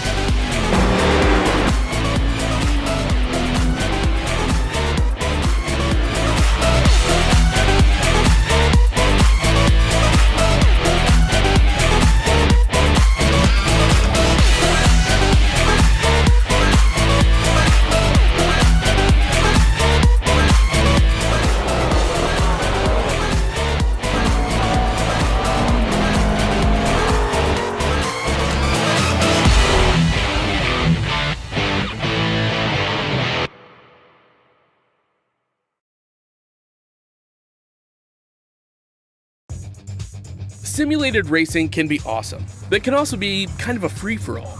Interestingly, auto racing faced the same problem in its earlier days. Whether it was on the back roads, the beaches, or the city streets, the racing was fun. But there was always a certain level of chaos and danger, until some folks came along and put some order to all of this. Stuff like official racetracks, regulations about weight and equipment, and enforcement of standards. That's what gave us high-speed excitement, fast-paced action, and photo finishes. That's when racing became racing. The guys over at iRacing.com have made the same transformation in the world of sim racing. Sure, they've got the most accurate tracks and realistic cars out there, but that's just the start. See, iRacing analyzes the performance and results of each driver in every race, so you can be sure you're always placed in races where the competition will be tight, and that those reckless drivers who ruin it for us all are kept in the pits. Not to mention that with over 45,000 active members already in their vast community, you can find races day and night, so you can always get in on the action. You can even join a league of your favorite series. And since updates are always automatic, you don't have to worry about software and can focus on the track. Zip up your fire suit and check out iRacing.com.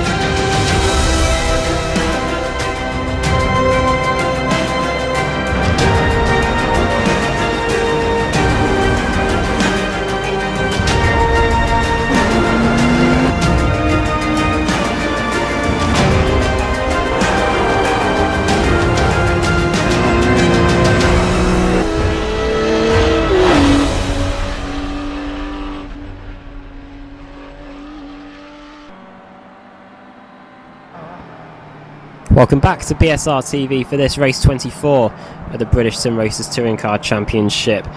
Reverse grid once again, 23 cars reverse for this race, and on pole position it is Tim Mawson for Apex Racing TV. Second is Lee Berridge.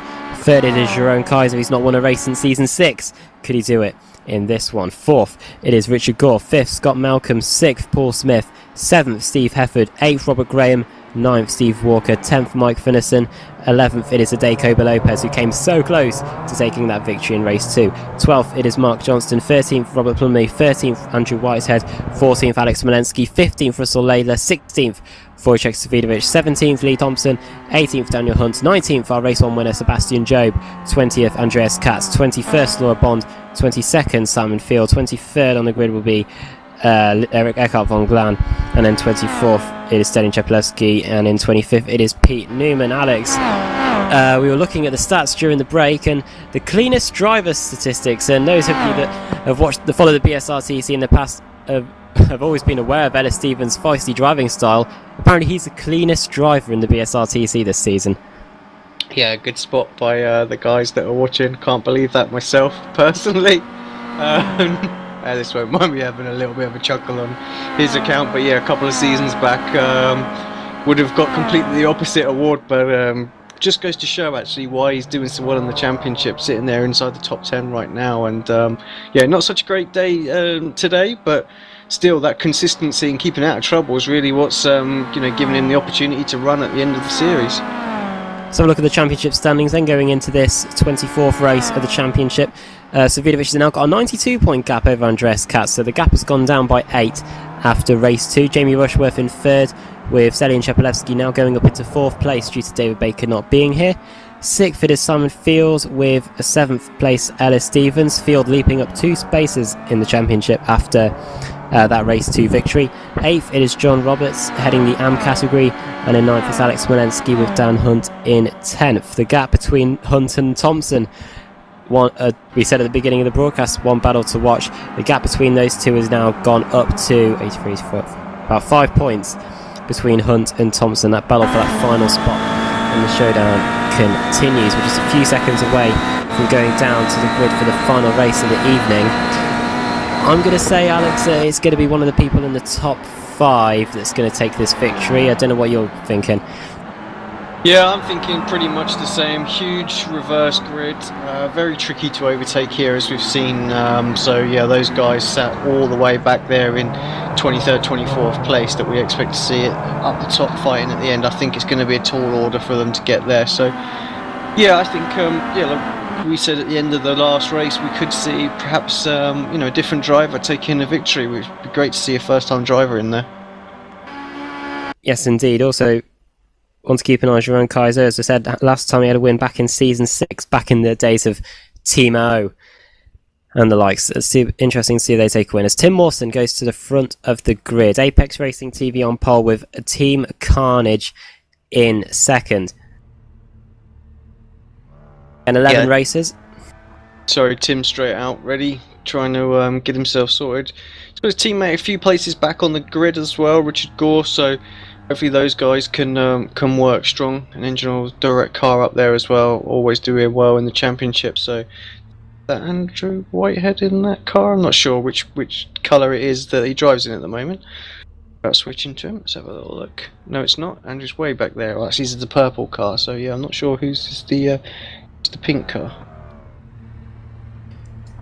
It is the pink car. That's Jerome Kaiser, I think. Kaiser. Here we go then. 11 laps, and race 24 of the British Sim Racers Touring Car Championship is underway. It's a good start from Kaiser, but it's an even better start by the Apex Racing TV car of Richard Gore, who's going to try and go around the outside of all of them as they head into the first corner. This surely isn't going to end well. 3 abreast into the corner, and they all go off, literally all of them. And it is Jerome Kaiser that takes the lead. Scott Malcolm through into 2nd place. Smoke at the back, that's probably car off, and the safety car is deployed. So the organisers obviously have... Oh, car off, more cars off. That's Jerome Kaiser off. Jerome Kaiser, don't know what happened to him there, but he's off, and it means that Scott Malcolm is leading. He spun under the safety car.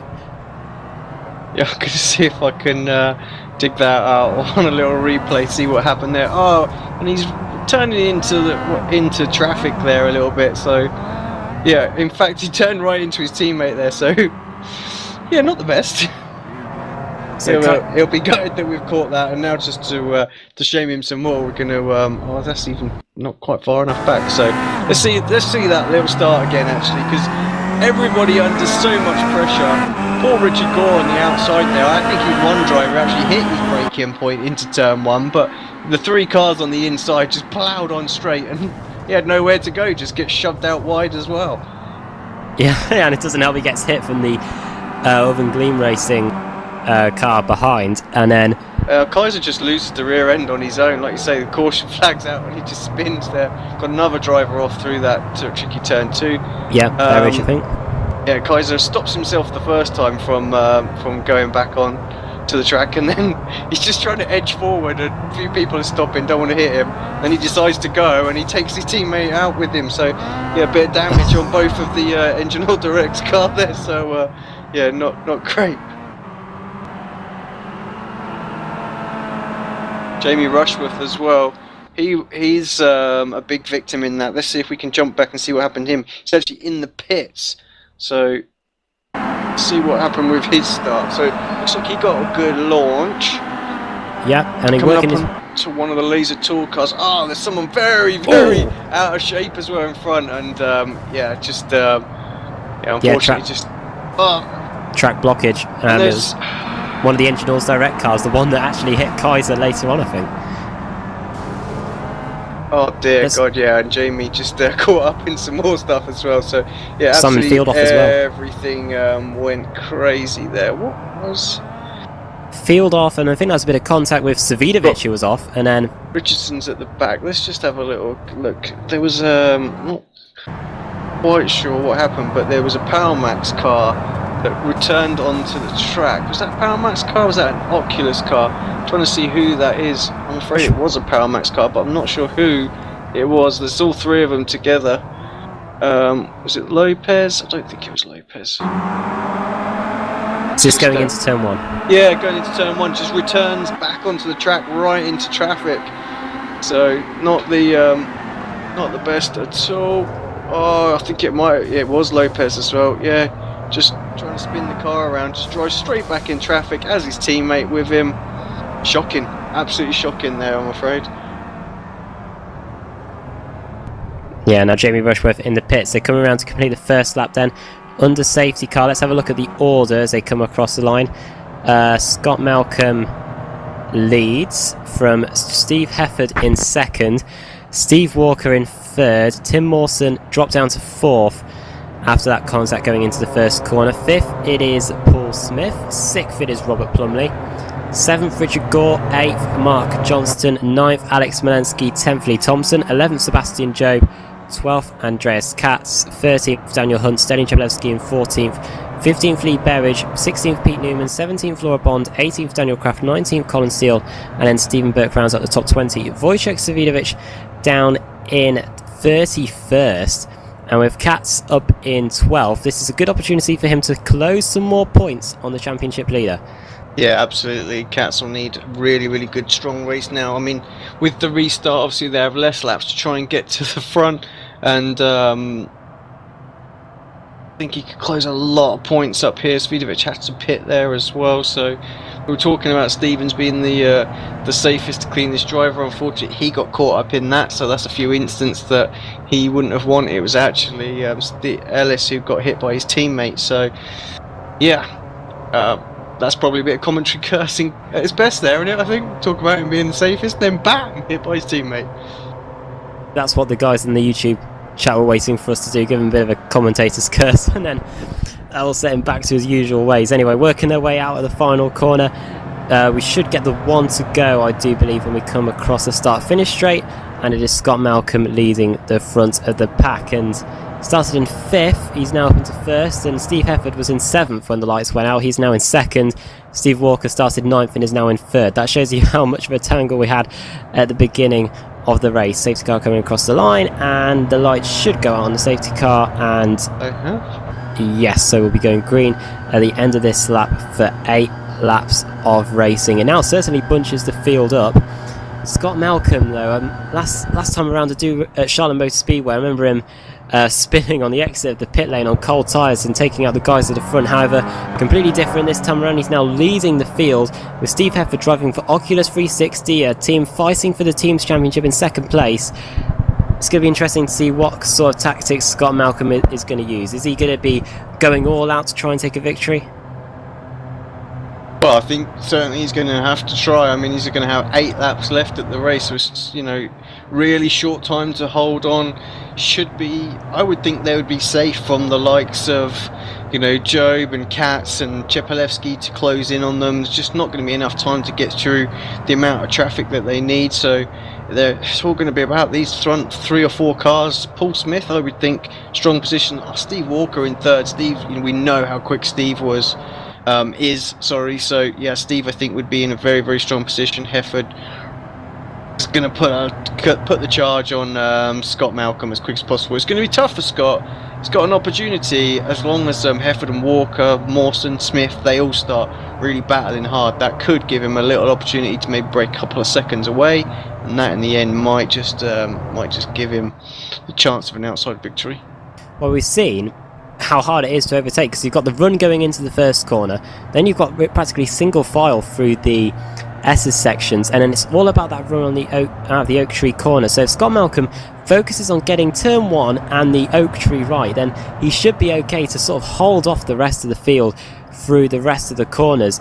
And we saw how Stephen Burke was able to do it so well in the second race, and it was only about 2 corners away from taking his first win of the season before Jacobo Lopez decided to put a dent in those plans. So if he just works on getting those first few corners right and that corner going onto the back straight now, he's got a good chance.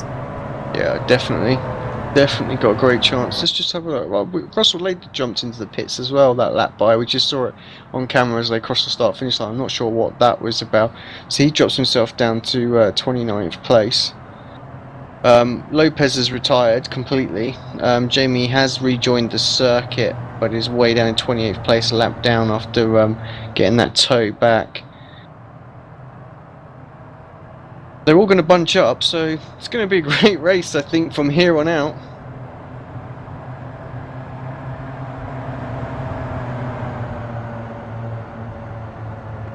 Okay, so safety car coming into the pits at the end of this lap.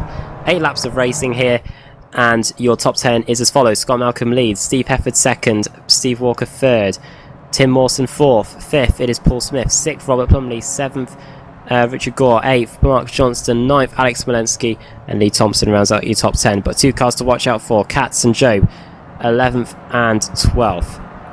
How's Scott Malcolm going to judge the pace? And the safety car is going into the pits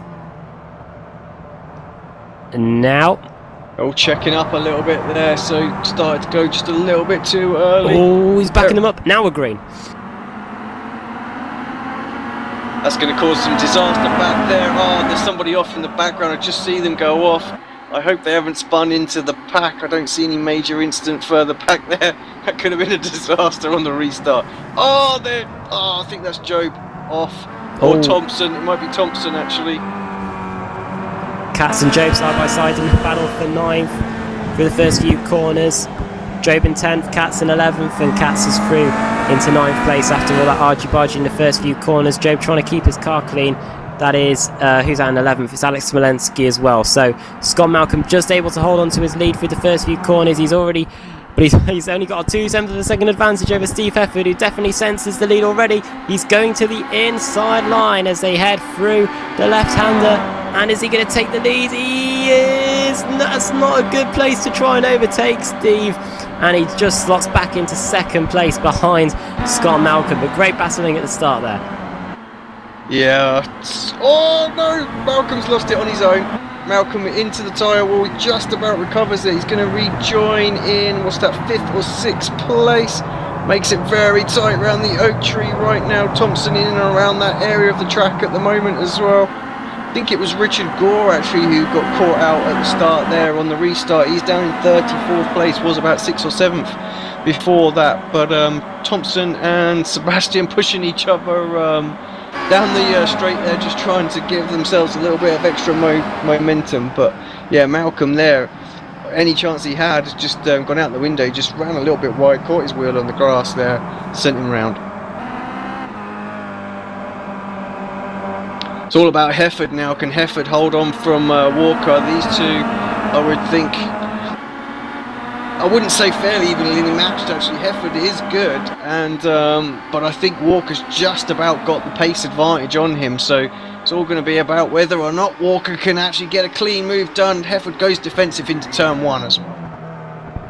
No one runs too deep though, and I think, in fact, just as I said that, I think Steve Hefford might just have done so, and he forces Steve Walker onto the grass there. That's going to allow Paul Smith to close in, his teammate there driving for Volatile Element through the left-hander and then into the second left-hander. Everyone seems to be remaining in their position, but Scott Malcolm definitely holding up the rest of the pack now. Scott Malcolm in 7th place, Andreas Katz in 8th, Daniel Kraft in 9th, Lee Thompson 10th, Sebastian Job muscled down to 11th place there.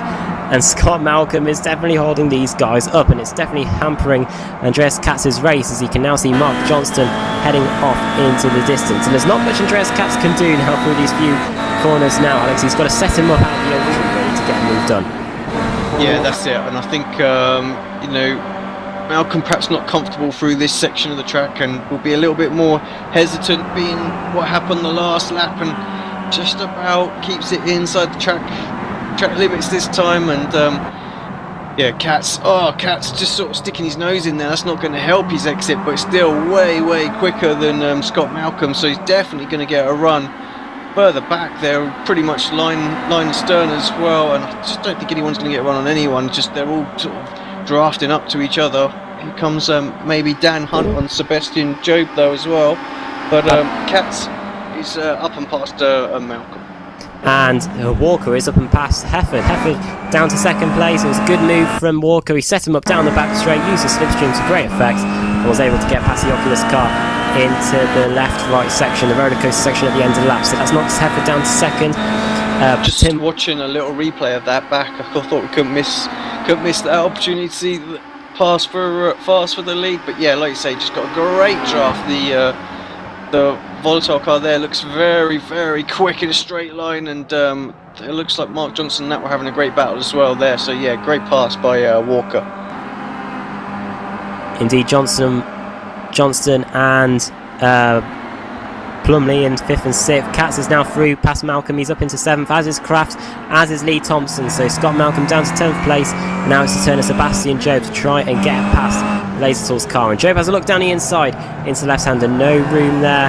And that allows Daniel Hunt to close in. Those two seem to have had quite a few battles so far tonight as they go through this left section and then through this little short shoot before heading into a whole load more of S's. And Job is going for it in his Apex Racing TV car. Surely he's not going to go down the inside there, and he nearly thinks about it there. And Scott Malcolm just holds on to his 10th place through that section. Sebastian Job did consider having a look through the left-handed. Malcolm is so slow through there, and that's going to allow Daniel Hunt to close in. Oh, they're going to have a bit of contact. Hunt's going for the inside line and tips Job sideways. Job just holds onto the car there through the Oak Tree corner, and it's all about the slipstream as we head down the back straight, but Sebastian Job just holding onto the car there, Alex. Yeah, that's definitely one of those moments you don't want to have as a driver, really. Sebastian, nothing he could do. He just had to check up to avoid running into the back of Malcolm. Hunt as well, perhaps just a tiny little bit late to react to that, but what that's meant is Sebastian has not been able to get a run on Malcolm into there's some contact going on somewhere as well. I see some smoke, but into the roller coaster section. So Hunt there really wasn't his intention to make contact with Job. It's just that they really were so slow through that corner. Malcolm really struggling, and like I say, got lack of confidence there and tries to defend the inside a bit too late. Job up the inside, he'll get the move done, I'm sure, into turn 1. The smoke was a bit of contact between Mark Johnston and I think it was Andreas Katz, so that was what was going on there into the roller coaster section. Job down the inside, and so too goes Daniel Hunt. So Hunt through into 11th and Job up into 10th position. Andreas Katz now up into 5th, and his next target is Tim Mawson. So Katz is a man on a mission here, and I think he might be going for it already. Down the inside he goes on the Apex car, just not enough room for him to get past. 5 laps to go here in the 3rd and final race of the evening here at Virginia International Raceway, and Tim Mawson is just holding on ahead of Andreas Katz. Lap times last time around, Katz 1:53.7 compared to Mawson's 1:55.4, and Katz is going down the inside. We never see overtakes happen there, and thankfully gets out of it, otherwise that will the one car off, and that's Robert Plumley. Big one there into the tyre barrier. Don't know whether that was a result of contact though, Alex. Yeah, we'll have a quick look at that back. Where is he? He's dropping down the timing screen very, very quickly. Let's see that back now. Who's he got behind him? He looks like he's got a Pete Newman media car behind him. Oh, they might be side by side. They are indeed. I'm not sure who that would have been with that. Just Daniel Hunt. Who was it? Dan Kraft, I think, maybe there. Yeah, it was Dan Kraft. They were side by side. Oh, do you know what? Kraft got past, and actually just the line that Rob's had to take there just meant it brought him back into the front nose of Thompson there, and Thompson sends him spinning. So yeah, a bit unfortunate there. And not sure what post-race. This is still the replay that I'm looking at. I think this is Dan Kraft, Lee Thompson, Sebastian Job, super close to each other through the oak tree. I thought for a moment they were going to come a cropper, but they all managed to survive, and I'm going to jump back to live so we can see where we are. Katz through into 4th place. He's managed to get past Tim Mawson. I was too busy looking at the replay as well to see how he managed to do it, but Katz through into the one place away from the podium. Harry's 2.5 seconds away from Paul Smith. Steve Walker continues to lead by 0.3 of a second over Steve Hefford. So Oven Gleam Racing leading Oculus 360 with Oven Gleam Racing in 3rd as well. So a good race free by them, considering they haven't got David Baker racing for them this time around. 4 laps to go. Other battles on the racetrack, 0.4 of a second separating Mark Johnston and Lee Thompson as they head through the right section. Dan Hunt keeping a watchful eye behind them as well.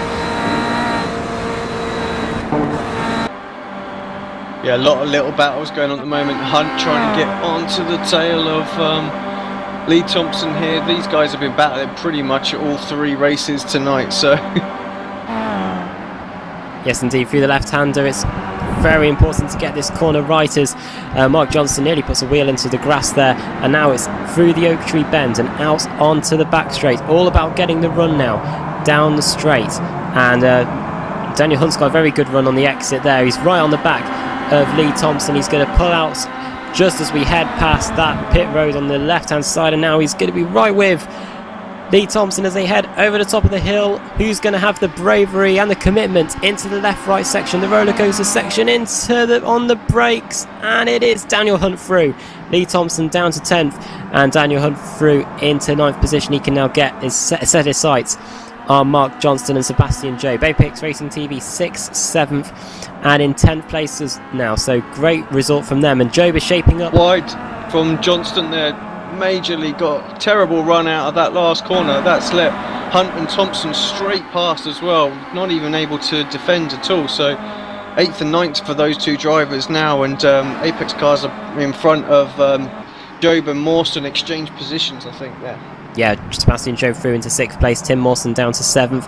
Daniel Hunt, he could be closing in on those guys pretty soon as well. Lap times last time around at the front of the pack. Steve Walker 0.3 of a second slower though than Steve Hefford. So Hefford needs to start putting in the lap times now. He's got 3 laps to go to try and get to the Oven Gleam racing car, but Katz has closed in on Paul Smith. Lap times last time around in the battle for 3rd. Katz was 2 whole seconds quicker, and there you go, down the inside through the left-hander. Never do we see overtakes happen there, but that is the speed of Andreas Katz right now. He is through into 3rd, and if he's lapping 2 seconds quicker than the rest of the pack, he could be right with the leaders by the time the checker flag comes out. Yeah, absolutely. It's going to be an interesting closing lap, I think, there, but yeah, great pace, and had the courage to go through there. We've lost, somebody's dropping rapidly. Thompson, he's all sideways through the oak tree. Something must have gone on because he's in 12th place right now, back down behind Smolensky, Scott Malcolm and Pete Newman. So maybe that battle with him and Daniel Hunt escalated a little bit off camera. Yes, indeed, down to 12th place now, and Pete Newman and Mark Johnston battling the gap between those 0.0 seconds, and that's the reason why, because Mark Johnston is through into 8th place, and Pete Newman trying to get past him once again as they head through the left-hander and into the final corner. We're starting the penultimate lap here in the final race of the evening here at Virginia International Raceway. What's it looking like at the battle at the front? It's pretty close, I can tell you. 0.2 of a second between Walker and Hefford into the first corner. Hefford just nowhere to go really, and Walker planting the car on the apex. Lap times last time around, Hefford 0.4 of a second quicker than Steve Walker, so he's definitely upping the pace. Where's Katz? 2.4 seconds behind. He laps 0.4 of a second quicker than Walker, and one whole and exactly the same. Walker runs a little bit wide. I need to retract my previous statement about Hefford perhaps not having quite the pace as Walker out there, because he's really putting the pressure on Walker right now. Yes, indeed, through the first section of the lap, and now through this snake-like section on the penultimate lap here at Virginia International Raceway. No way through, surely, here for Steve Hefford. Left, right, a little dab of brakes there by Hefford, and then through this right-hand section, you can see how the car gets unsettled through that undulating section, and now through the left-hander, and that seems to have unsettled. Oh, whoa! Steve Walker nearly loses the car there. He put a wheel onto the curb on the exit, and it nearly was disaster for him, and that's going to unsettle him through the oak tree. That has really messed up his line, and now here comes Steve Hefford on the exit. It's about the straight line speed, and Steve Walker looks like he's got a bit of that, because he started to pull away just a little bit from Steve Hefford over the brow and down towards the roller coaster section at the end of the lap.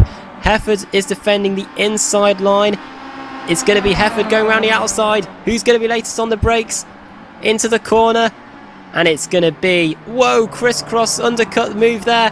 quarter panel contact between Hefford and Walker, and Steve Hefford somehow takes the lead. That was a good move there, Alex. Great move by Hefford there. I mean, he got the switch back absolutely perfect there, and just as they exchange positions, just a tiny little bit of rubbing, but what that's done is that's allowed Katz to close right in on the back of Walker, and I said it's going to be a great final lap showdown. I don't think Katz will want to take a victory off of his teammate, but he'll certainly want to get past Walker.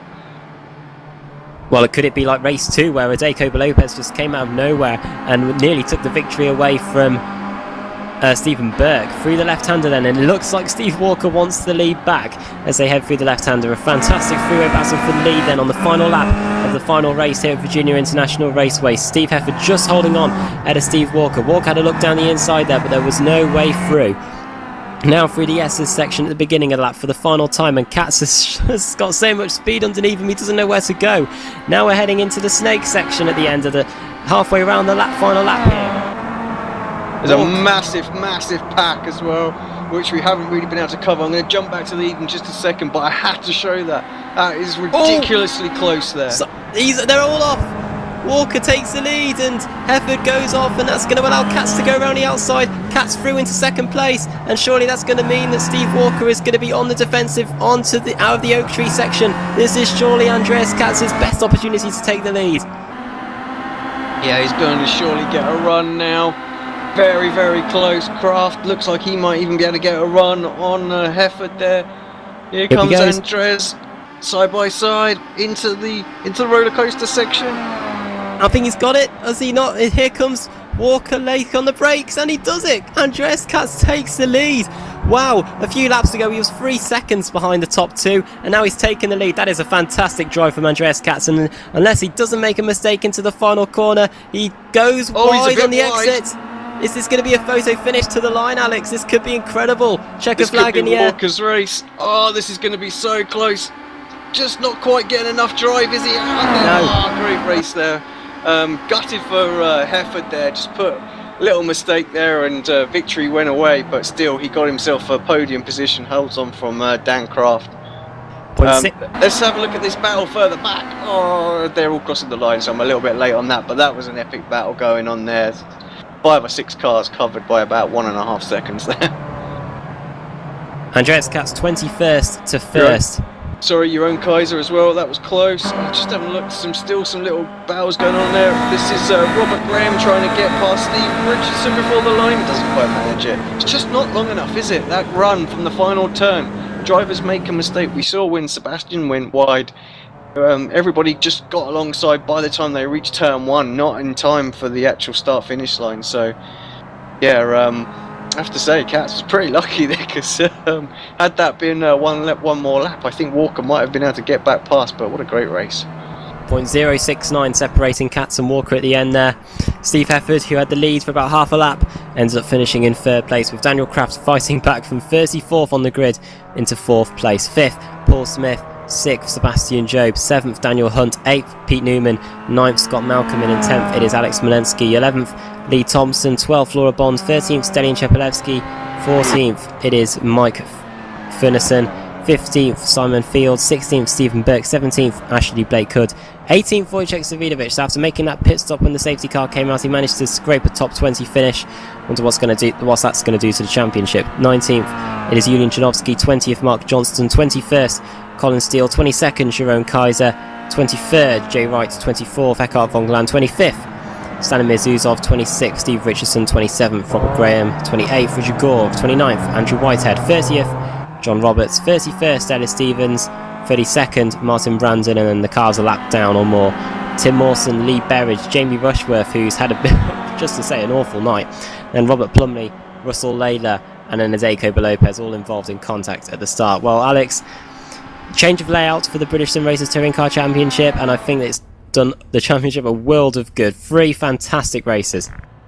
Yeah, actually, all of those races just pretty epic there, and great battles all around. And this VIR track, not liked by a lot of drivers, it's very challenging, but the Kia seemed to work so well on there, and just about the right kind of layout to get some moves done. It wasn't necessarily easy. The draft did help a little bit, but not so much that it was just a slam dunk move like we've seen in some of the more recent races that we've been at. So what a great race week.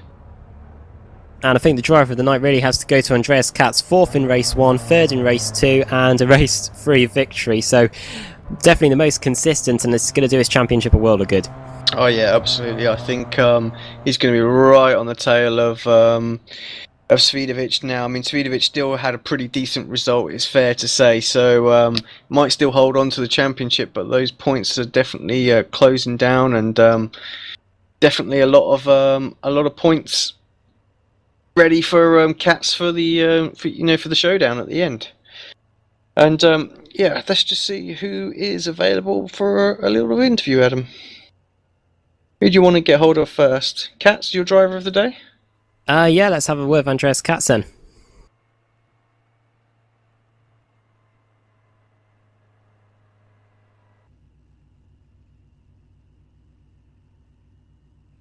Fourth in race 1, 3rd in race 2, and a race 3 victory. So, pretty good night for you. Hi guys, I did not get the first sentence from you, sorry. Yeah, just saying how consistent you were tonight. 4th in race 1, 3rd in race 2, and then the victory here in race 3. Yeah, it was a hard job, and I made a little bit failures. I crashed down in the second race, so by accident, I swear. But it was a nice night, yes. Sounds like it was very hot and sweaty for you out there. You got the fan, I guess, blowing like mad in the background there. So a tough track, not easy to overtake, but you made it seem quite easy in the end. Yeah, I changed to -2. I think Kopita made the same, so that helped a little bit. And next week we head to Okayama in Japan. Very tight, very twisty circuit. Can you see yourself taking more victories? That's a good question, because next week I'm on holiday and I will race on a Surface Pro tablet with the steering of my kid. So let's hope that I can manage it. That's going to be very interesting indeed. Have a great week, and congratulations on taking race 3 victory, Andreas Katz. We'll see you at Okayama next week. Okay, see you. Thank you. Bye. Well, Alex, that's definitely going to be something to watch. Andreas Katz racing on a tablet there. I can't wait to see that. Probably going to set up some kind of like secondary screen or something like that just to focus on Katz, I think, for that one, because it's going to be awesome to see how he does there. But totally different setup. So yeah, I just when he said he's going to run on his Surface Pro, I can just see him there on the beach on holiday, just leaning his Surface Pro like that iRacing mobile April Fool's spoof that we got, you know. Well, of course, next week we'll be joined by Andrew Woodhouse, who's back from holiday, and Okayama, completely different kettle of fish once again in the British Sim Racers Touring Car Championship.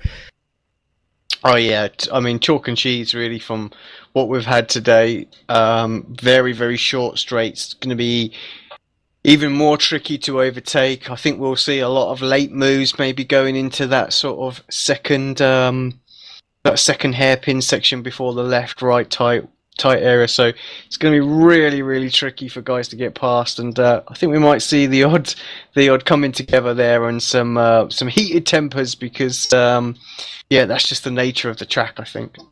Just want to have one quick word before we go with Daniel Kraft, who managed to fight from 34th on the grid to 4th place. Let's just bring him down for you. And Kraft joins us now in the commentary box. Definitely an entertaining race for you, Daniel. 34th to 4th place.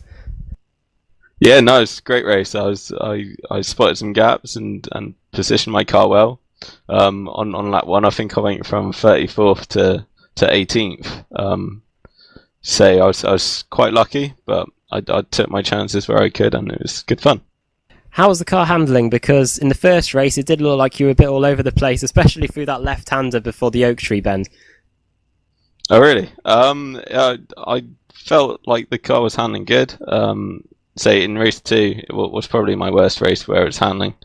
I didn't really like the warm conditions, but I'd done plenty of practice. So yeah, worked on the setup a lot for race distance, and it seemed to work. Next week though, Okayama, completely different racetrack entirely. What prospects do you have for that race meeting?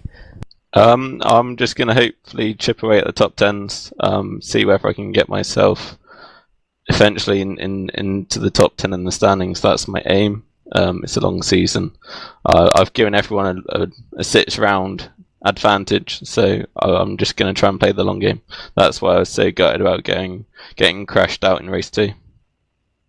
Okay, well, hopefully we'll look forward to you chipping away once again at the top 10 and possibly even getting a race victory at Okayama next week. Thanks for talking to us, Daniel. Thank you.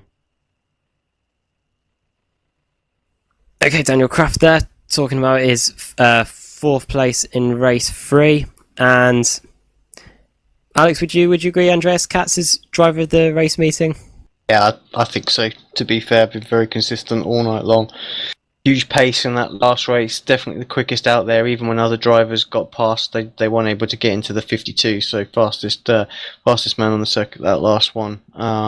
Closes the gap to Svidovic, who didn't have the best of nights. Again, couple of reasonable results. Of course, second place, is always good. But race 2 was just sort of average, I would guess, really for him. And then 17th place in that third race, so closed up the gap, which wasn't too bad, which is good. Could have been disastrous if he stayed down in sort of 30th place, but I think got to give it to Katz just because he's really starting to put the pressure on Svidovic now, and actually a few other drivers are starting to sort of state their claim really. So a lot of podium positions being given out, and actually I think Jeroen just popped his head in here just very quickly just to give us the thumbs up that the points have been updated. Yeah, they have. So maybe you can just actually tell us where they all sit at the moment. Yeah, so Wojciech Svidovic after 24 races still leads the point standings, down to 57 points though between him and Andreas Katz. Jamie Rushworth still maintains his 3rd position with Stelin Chepelevsky only 25 or so points behind him. Simon Field in 5th and Ella Stevens in 6th. David Baker dropped 2 spots once again in race 3. Alex Walensky in 7th. On the same points as David Baker, and then in 9th it's John Roberts with Daniel Hunt in 10th. Next week the championship heads to Okayama in Japan. Andrew Woodhouse will be back with us in the commentary box, I do believe, so join me and Alex Simpson for races 25, 26 and 27 at the British Sim Racers Touring Car Championship. We'll see you next week.